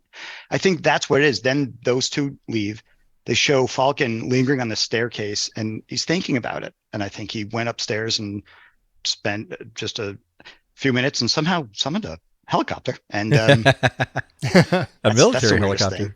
Like Yeah, a James Garrick that's the- helicopter. how did that Well, so happen? they- That part I don't get. That line, this whole scene, when they leave his house and they're like, God, it gets really weird and really 80s for a second, for about 5 minutes, where David and Jennifer are running around, and she's like, he's like, what kind of asshole lives on an island and doesn't have a boat? Yeah. And she's like, come on, we'll swim. And he's like, oh, it's too far. It's like 2 or 3 miles. And she's like, that's nothing. And, she's like, she's going to I don't know, disrobe and be in a awesome bathing suit. And then it's going to say Porky's 3. It's just that the whole thing was, and he's like, no, you don't understand. And it got really kind of bizarre for 4 or 5 minutes there. Yeah, this is the hardest sequence of the movie. Yeah. Yeah, and you're kind of like, okay, so what are they planning to do? Swim back over and go to NORAD? I don't think they have a plan. I think they just want to do something. Yeah. So why don't they sleep on the floor? Well, they want to Well, get they'll be away. giving they in. want- yeah. Well, okay, well, wait a minute, Pete. How come he says to Falcon, you're not even going to make one phone call to save the world? And Falcon's like, nah, I'm going to go to bed. Why don't they call?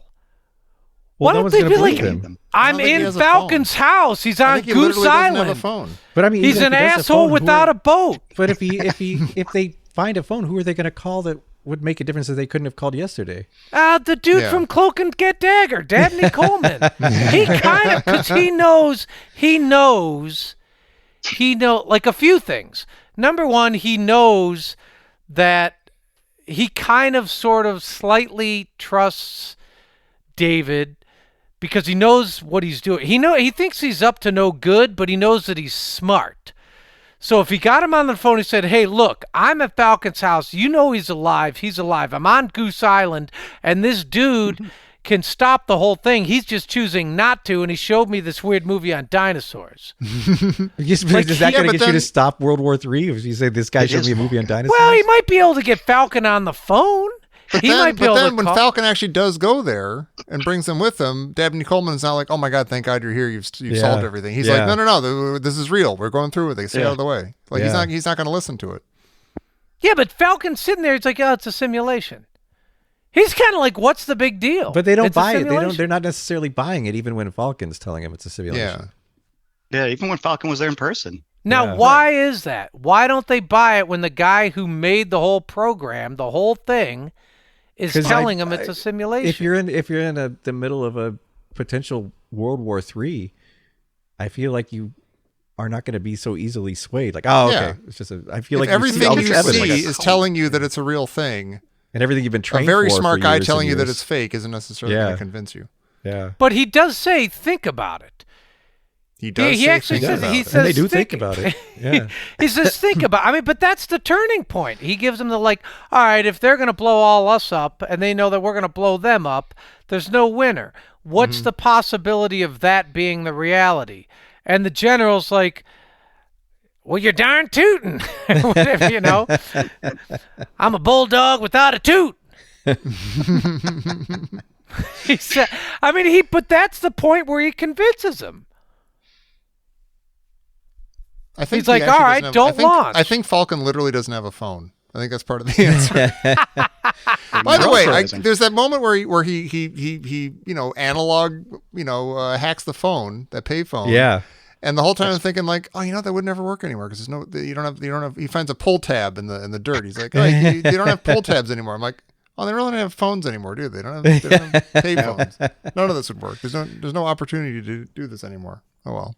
We're also There's still a payphone on my island. I gotta say. Oh, cool. Yeah, I have a picture on Facebook. It's astounding. Does it take coins? No, it doesn't work, but it's Okay. just amazing that it's there. Oh, that's I'm glad it's still there. That's nice. It's just like a TARDIS, just sitting That's there. awesome. Yeah, maybe it is. Yeah, don't joke. Well, speaking of TARDISes or abandoned ancient technology payphones, I one of my favorite things is the way that this movie views dinosaurs, which is I think how I view them, and I think one of the reasons they're so ingrained in our subconscious is because we look at them and think that's basically our fate. Like these things ruled the earth and they were, ubiquitous, and now they're completely gone. Yeah, and there are no that's where guarantees. we see our own fate in that. And I love how this so, blatantly brings that to the forefront. Sure.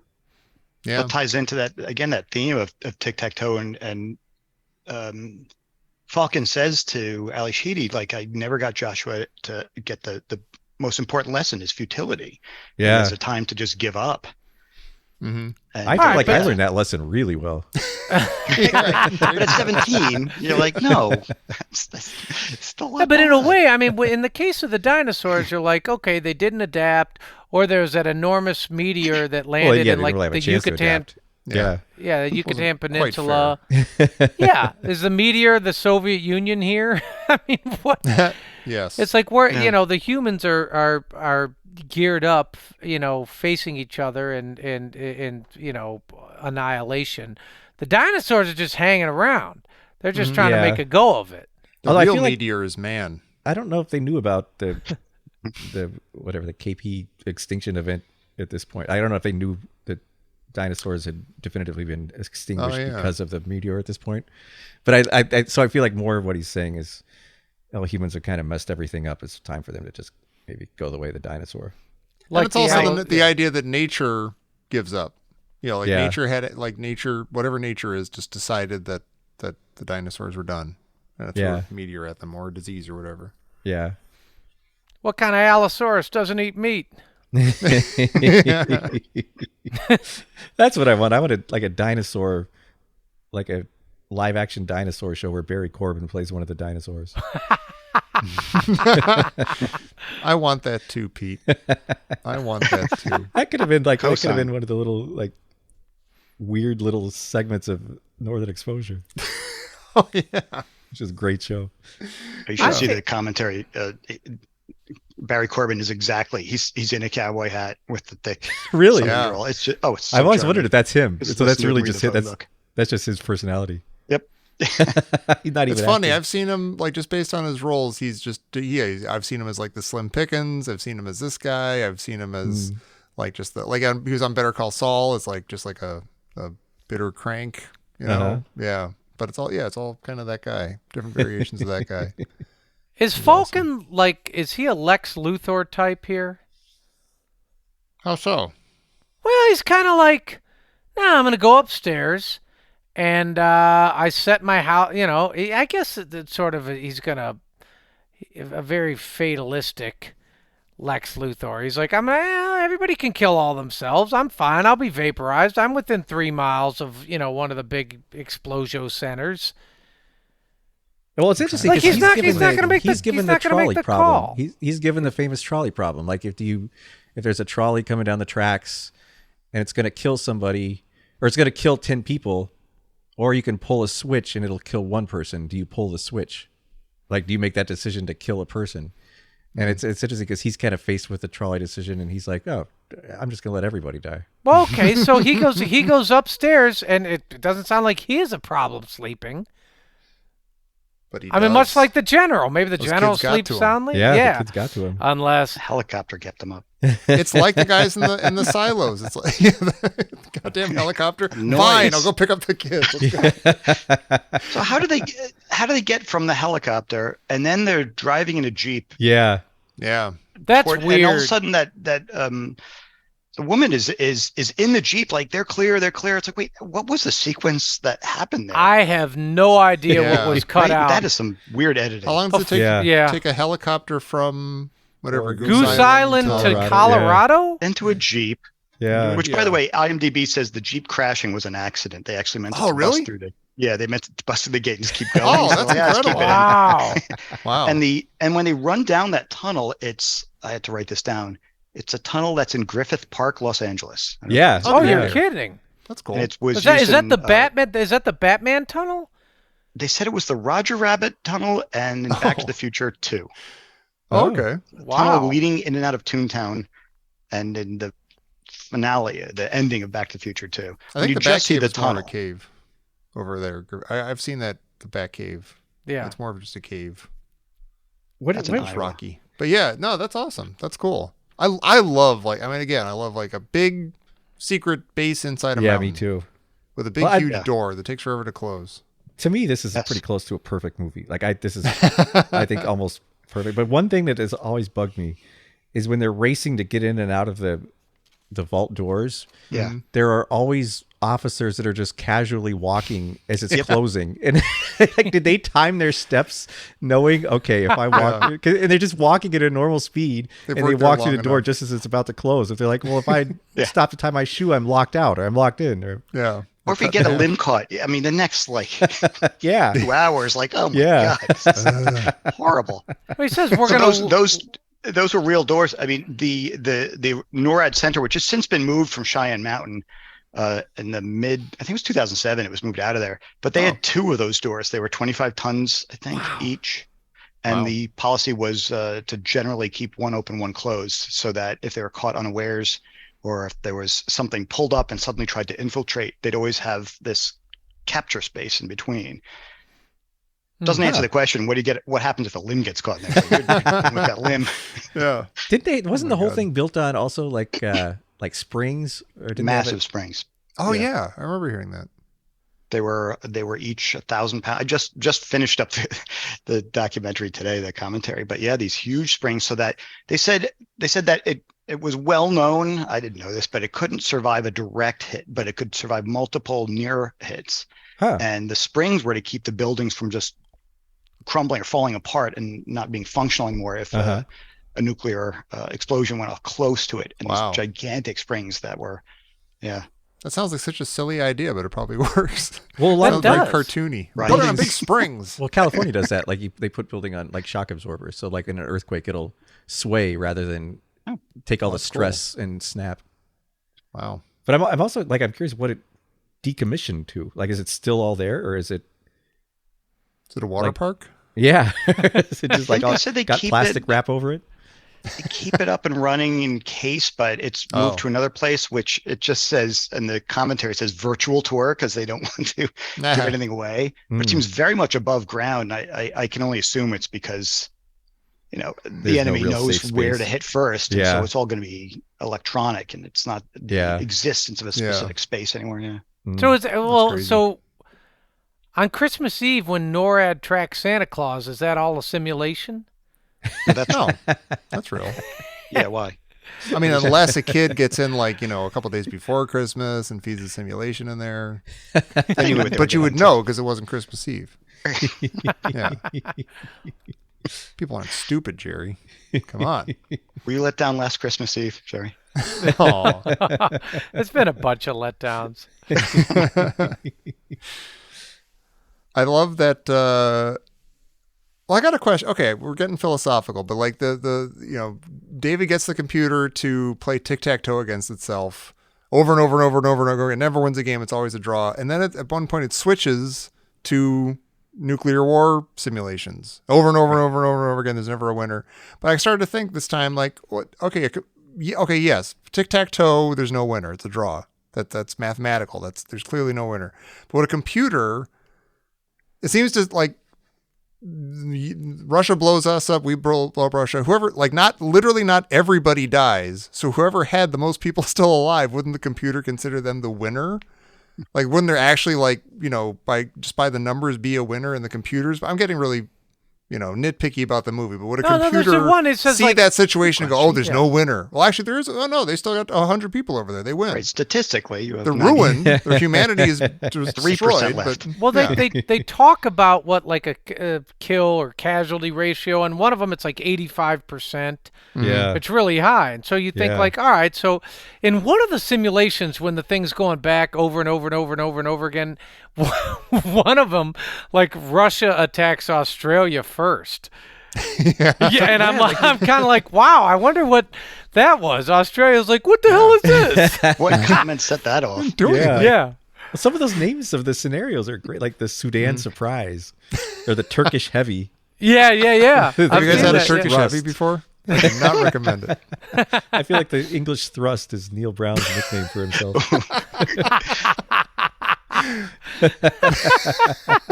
The old English thrust. Oh my god! Yeah, one of the cringiest lines is the tic tac toe, and he goes, "Come on, learn, goddammit." Yeah, that's a little Yeah. rough. Oh, Yeah. Well, so it runs tic tac toe, realizes that it can't win, and then it runs.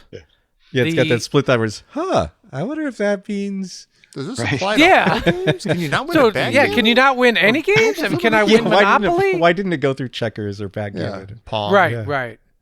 Huh. One touch that is extremely nice is that when it's going through all the impacts and everything, the lines with the impact, it looks exactly like Missile Command. It does. Yeah. Very It's much. really nice. Yeah. Yeah. And they mentioned something about merving earlier in the movie, and that's MIRV, which is, I'm going to get this wrong. It's when a missile then splits into multiple, from one missile to warheads, and it's multiple individually targetable reentry vehicles. Oh man. And in Missile Command, if you remember, it would come down as a line Yeah. and then it Yeah. would split. Oh You yeah. got to get it. And I before thought I it was just getting splits. this down, and then now you're splitting on me. So yeah, Thanks. Missile Command was like accurate, was real world accurate. Yeah. Yeah. Every time you played, it was a simulation at NORAD, Pete. so I read on Wikipedia, they said that the main developer of the arcade game with Missile Command had nightmares of nuclear Armageddon, the cities that the game was based on. It was originally based on 6 California cities specifically. Oh, wow. Oh God. Really? Wow. Wow. Yep. That's Oh, amazing. man. I got to read that. That's So That's really. and when they first cut to the computer first, like let's simulate nuclear Armageddon and do these different scenarios. Jerry, am I getting this right? It's timpani where they start. Is that right? Where it's like the deep Ba-da-bum-bum, ba-da-bum-bum, drums. Yeah. Yeah. Am I using that right? Boom, boom, boom, boom. Yeah, it could be. That's cool. yeah. There is one line in here. Stirring. That nerd guy, the nerd whopper guy, I quote him all the time. I guess, I don't know, in times when I'm exasperated or I'm trying to figure something out. He's on the phone. He's like yelling about, like, I tried that. Don't you think I would have tried that? I don't know why I latched onto that line. love that but too, I say it all yeah. the time. I tried I that. always Don't you wonder think I what would've did tried he say that prompted him to say that? Yeah. Did he unplug it and plug it back in? Did you piss Why on a don't you- spark plug? I tried that. Don't you think I would have tried that? Yeah. Why don't you take a blue pill? The way they Also, build really, this. really- Oh, sorry. Go Zach. Really comforting that one of the men in the war room tells David, "Put X in the center square." It's like, sleep easy. What is America. that about? Yeah, what is Men. that? Yeah, top man. Put X in the center square. Thank you. I might He's win not this wrong. one. Thanks. Well, so would it have been totally different? The entire movie would have been totally different if at the beginning, when David goes to play with, Joshua, and he's like, which side do you want to be? And if he was like, he's like, the Russians, had he been like, I'm going to be the Americans, and he had I'll be started the Australia. game off. Well, had he started the game off, then, like, America would have fired on the Soviets first. Yeah. Yeah. And the What whole would they movie been would like, have oh been my God, we different. just fired on the Soviets. Oh no. Yeah. Yeah. Oh, no, we didn't. Okay. Or no, Yeah. we I don't didn't. know. Yeah. Or were the Soviets, would they have gotten, I guess it wouldn't have affected them at all. They would have just Yeah, I been don't like, think so. Unless they had like moles inside. Yeah. Yeah. Which they I probably like how do. he picks Seattle as one of the first. He's like Vegas, first Vegas. Right. Yeah. We can all agree on that. Yeah. And then for fun, my hometown. Yeah. Well, it's funny because everybody thinks, like, everyone growing up had a story why their hometown was the one that was going to be bombed in the first wave. Yeah. But you're the one that actually got it. Yeah. Sorry. Never got to visit Seattle. Oh, Yeah, well. Okay. our buddy Jim O'Kane was talking about that. Like, no matter what small town you lived in, anywhere in the United States, you had a reason why. And having moved around a lot, it was true. Like, there was always like, oh, there's a military base nearby. Or, oh, they build this. They make this one component for the tank that's going to get. Yeah. There was always every little place in the country had a reason they were going to be bombed first. That's probably that anxiety. They want to make sure they're comforting themselves. Like, no, I'll be done. I'm not going to wander around the smoldering ruins. It'll be good. I mentioned before that, like, the end of this movie is kind of like Close Encounters. It feels like it's a big light show happening. Yeah. With things trying to learn things. Oh yeah. Yeah. Well, it's also got the the hapless people stare at it. It's got the fake resolution a couple minutes before the real resolution. Yeah. too. Like, it's got- Oh yeah, it's true. With Yeah, the they everybody, figure it everybody out, and then Josh starts was looking for the cheering and codes, everything's yeah. fine, and then like, oh wait, it just got real again. All right, so point, why why does Joshua continue? Why? Why is she like, oh, it's he's going to hell-bent launch Why the does it missiles? continue? Why? I like how you said it. Well, He okay, so still they, wants to It- win the game. That's what he's programmed. so to it's do. all, but now it's playing on the American side. That's the thing. Like, shouldn't it be David's turn now? Oh, that's a good point. Or no, Very wait good a minute. question. It should. I guess David. Now let me think about the David quote shot first. Yeah, is that even still the same game that David Oh started? yeah, I don't know. but now it's trying to provoke the Russians into launching, though. As part Why of the game? does it? Why is Yeah, Joshua trying to find the missile codes now?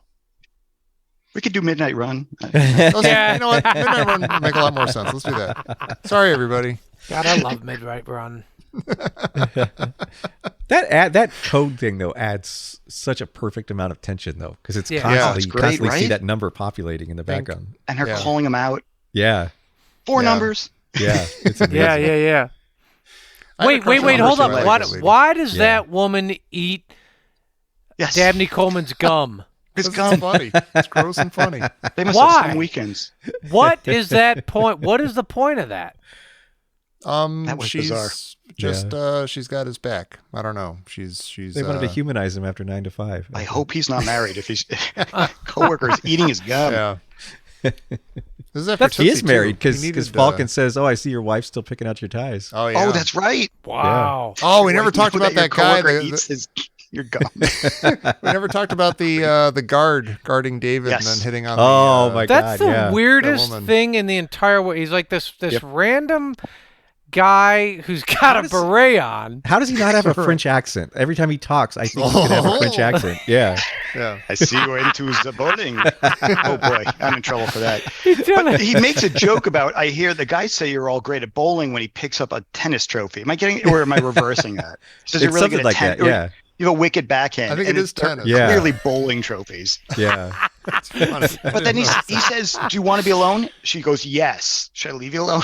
Yes. Like, oh, Yeah. He goes like, "Your eyes are beautiful," and she goes, "How original." Right.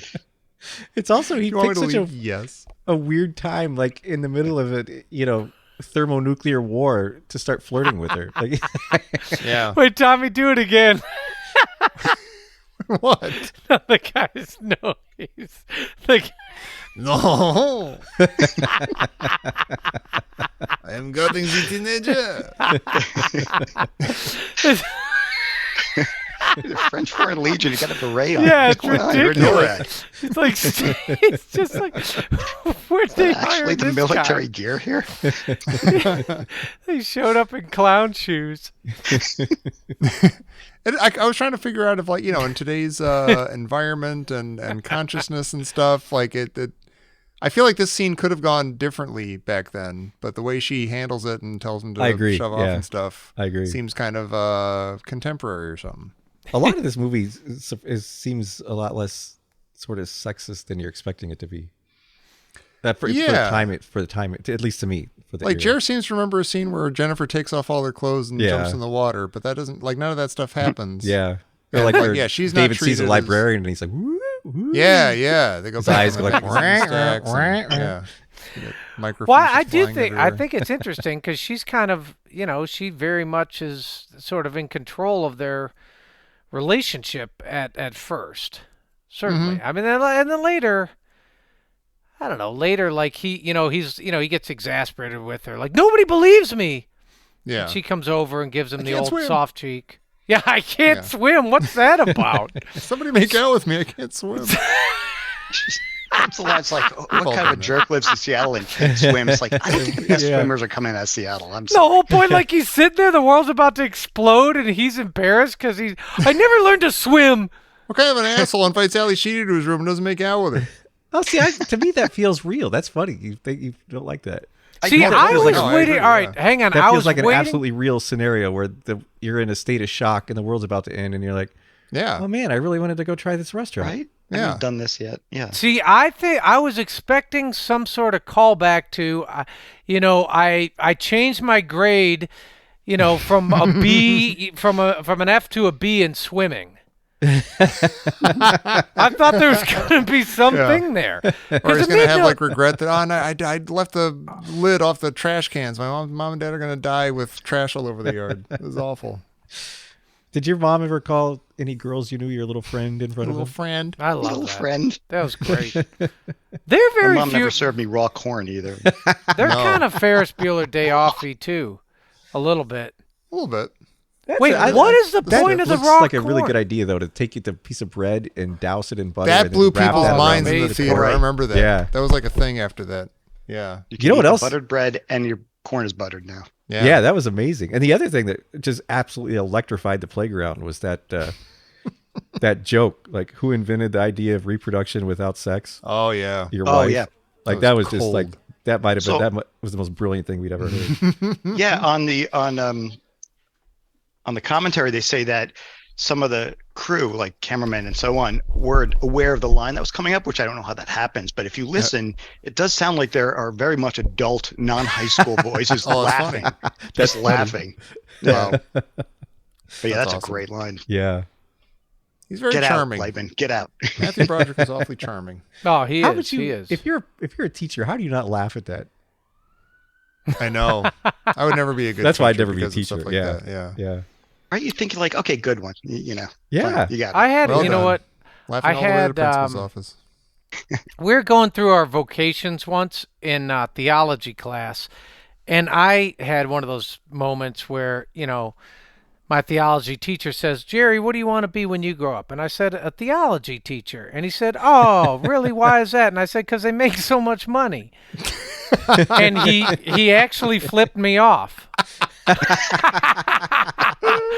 He literally gave me the finger in front of the class, in front of it was in theology class. He told me to fuck off. Could I just say that was one of the most well-deserved fingers of all time? I'm absolutely on that guy's side. Absolutely. My God. Yeah. I know. I don't know Little what I was bastard. thinking. It was one of those things that you're in high school and you're like, this is going to be funny. And you're like, well, you're just basically what kind of asshole has an island, lives on an island, doesn't have a boat? Right. Yeah. That's me. You should stop. It's funny enough in my head. I don't have Yeah. to bring it out right, into the right, world. right. Yeah. But No, it I'm never with works you. that way. And the world is saved, and they play the theme from Little House on the Prairie at the end, on the harmonica. I love that. Well, that bear we raised is going back to the woods. Yeah. Goodbye, bear. Careful with those missiles. Oh, The only winning move is not just in the woods. I wonder if this nice if game this- of chess. Yeah. I wonder if this did lower tensions at all or raise tensions between the U.S. and the Soviet Union. Like, I wonder if movies did. Like, I wonder if, like, over there. I don't. Well, I mean, yeah. I wonder if they were aware of it, or if the same thing. But then, like, on the other hand, you would have like Red Dawn, or like, I wonder if. Yeah. Well, the Soviets aren't lying. They're like, we didn't shoot any missiles. Right. Yeah. Yeah. Yeah, they talk a lot about the Russians, but the It sure Russians makes, didn't do it makes anything. them look really good in this movie. Yeah. Yeah. They got yeah. their stuff's locked down. They know where all their missiles They are. realize it's a mistake, and everyone's high-fiving and celebrating, except Dabney Coleman, who just puts his hand on his knees like he just failed the final exam. Like, oh, Yeah, see, okay, that's really, I'm he's in like, deep trouble. oh, I'm going to get to technology to win one of these days. Yeah. Back to the drawing board. Yeah, it's kind of a strange scene. They show him and he's like, don't. I think it's more of a, oh man, I really messed up. Yeah, I gotta reconsider stuff. Yeah. My That's a my- theology professor flipping off Dabney Coleman. My defense system sucks. It does. Dolly Read Parton it 100 right times about on the me. board. Well, was that WarGames? I think that was WarGames. We did it, you guys. We did it. Hey, Zaction, Yes. what Yes. prompted you to pick WarGames? I mean, I understand it's a fun, great movie, but I mean, of all the movies, why did this one speak to you? Like I said, I just pared it down. I had a long list, and I figured between the spirit of this show and what wouldn't be too heavy and Yeah. entertaining, and I think such a time capsule from Yeah. my generation. Yeah, Yeah, Oh, for Yeah. sure. this combination boiled down to it.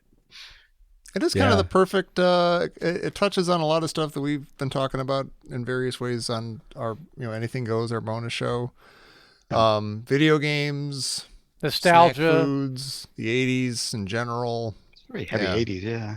yeah. I said to communicate with Tom, like I was so close to picking Midnight Run, and I realized I don't think a single expletive has been any of the movies you've done, and the closest is Jaws, where he says "smile, you son of a," and then it gets cut off. Right. I think that's the closest expletive. Midnight Run, I think every third word is an expletive, and I'm like, like Father David watching this movie. I don't know if I recommend this I'm movie. sure he loves it. I've Well- never seen that one.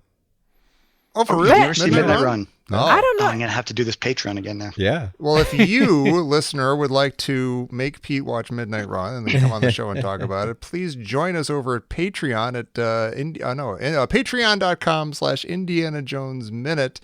You can support us over there and get either free access to our bonus show, Anything Goes, where we've been talking about all sorts of stuff. You can get early access to these regular shows. You can get, you can come on the show and talk to us about anything you want. And it's a fun place over there, and you'll have a good time. And Zaction, thank you so much for joining us. Thank your wife again for us for making this happen. This is awesome. Yeah. Fun for you and fun for us. I hope it was fun for you. I'm assuming it was fun for you. I had a blast. This Excellent. is great. It was a great great. choice. I loved watching War Games. Inspired. Yeah, Yeah. yeah. Takes us Awesome. back. Really fun having you on. Yeah. I'll have another birthday by the end of the year. Yeah, we'll see what happens. Yeah, Pete, don't watch Midnight Run yet. Save it. Well, thank you guys. Thank you everybody out there. This is still Indiana Jones Minute, so keep watching this space for some more actual Indiana Jones content coming soon. Check out our if you haven't already done so, check out our YouTube channel, Indiana Jones Minute over there. We've been putting up some new stuff, some stupid stuff, some informative stuff. It's actually all stupid, but it's actually fun.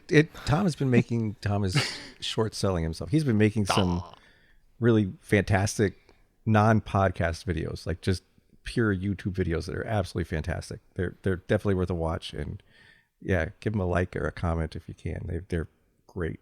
Thank you, Peter. Yes. Yeah, they're good fun. And we should have Zaction lead us out. Oh yeah. Yeah, with his a lot of pressure. his Zaction rebel yell. Oh my God. Have you ever done it yourself? I mean, Have you ever done it yet? No. You sit there and like, oh my God, I'm Zaction. That's me. Like I'm that guy. Can Zaction even How do I sound as cool as they make me sound? It's impossible. We can all do it for you if you need to. Yeah. Oh, that'd We be want cool. to thank the last but never least, Zaction! Beautiful. Awesome, guys. This was Thank you. great fun. This was awesome. Honor and a pleasure. Pleasure was all ours. Yes. Thanks, everybody. See you next time. Let's play a game.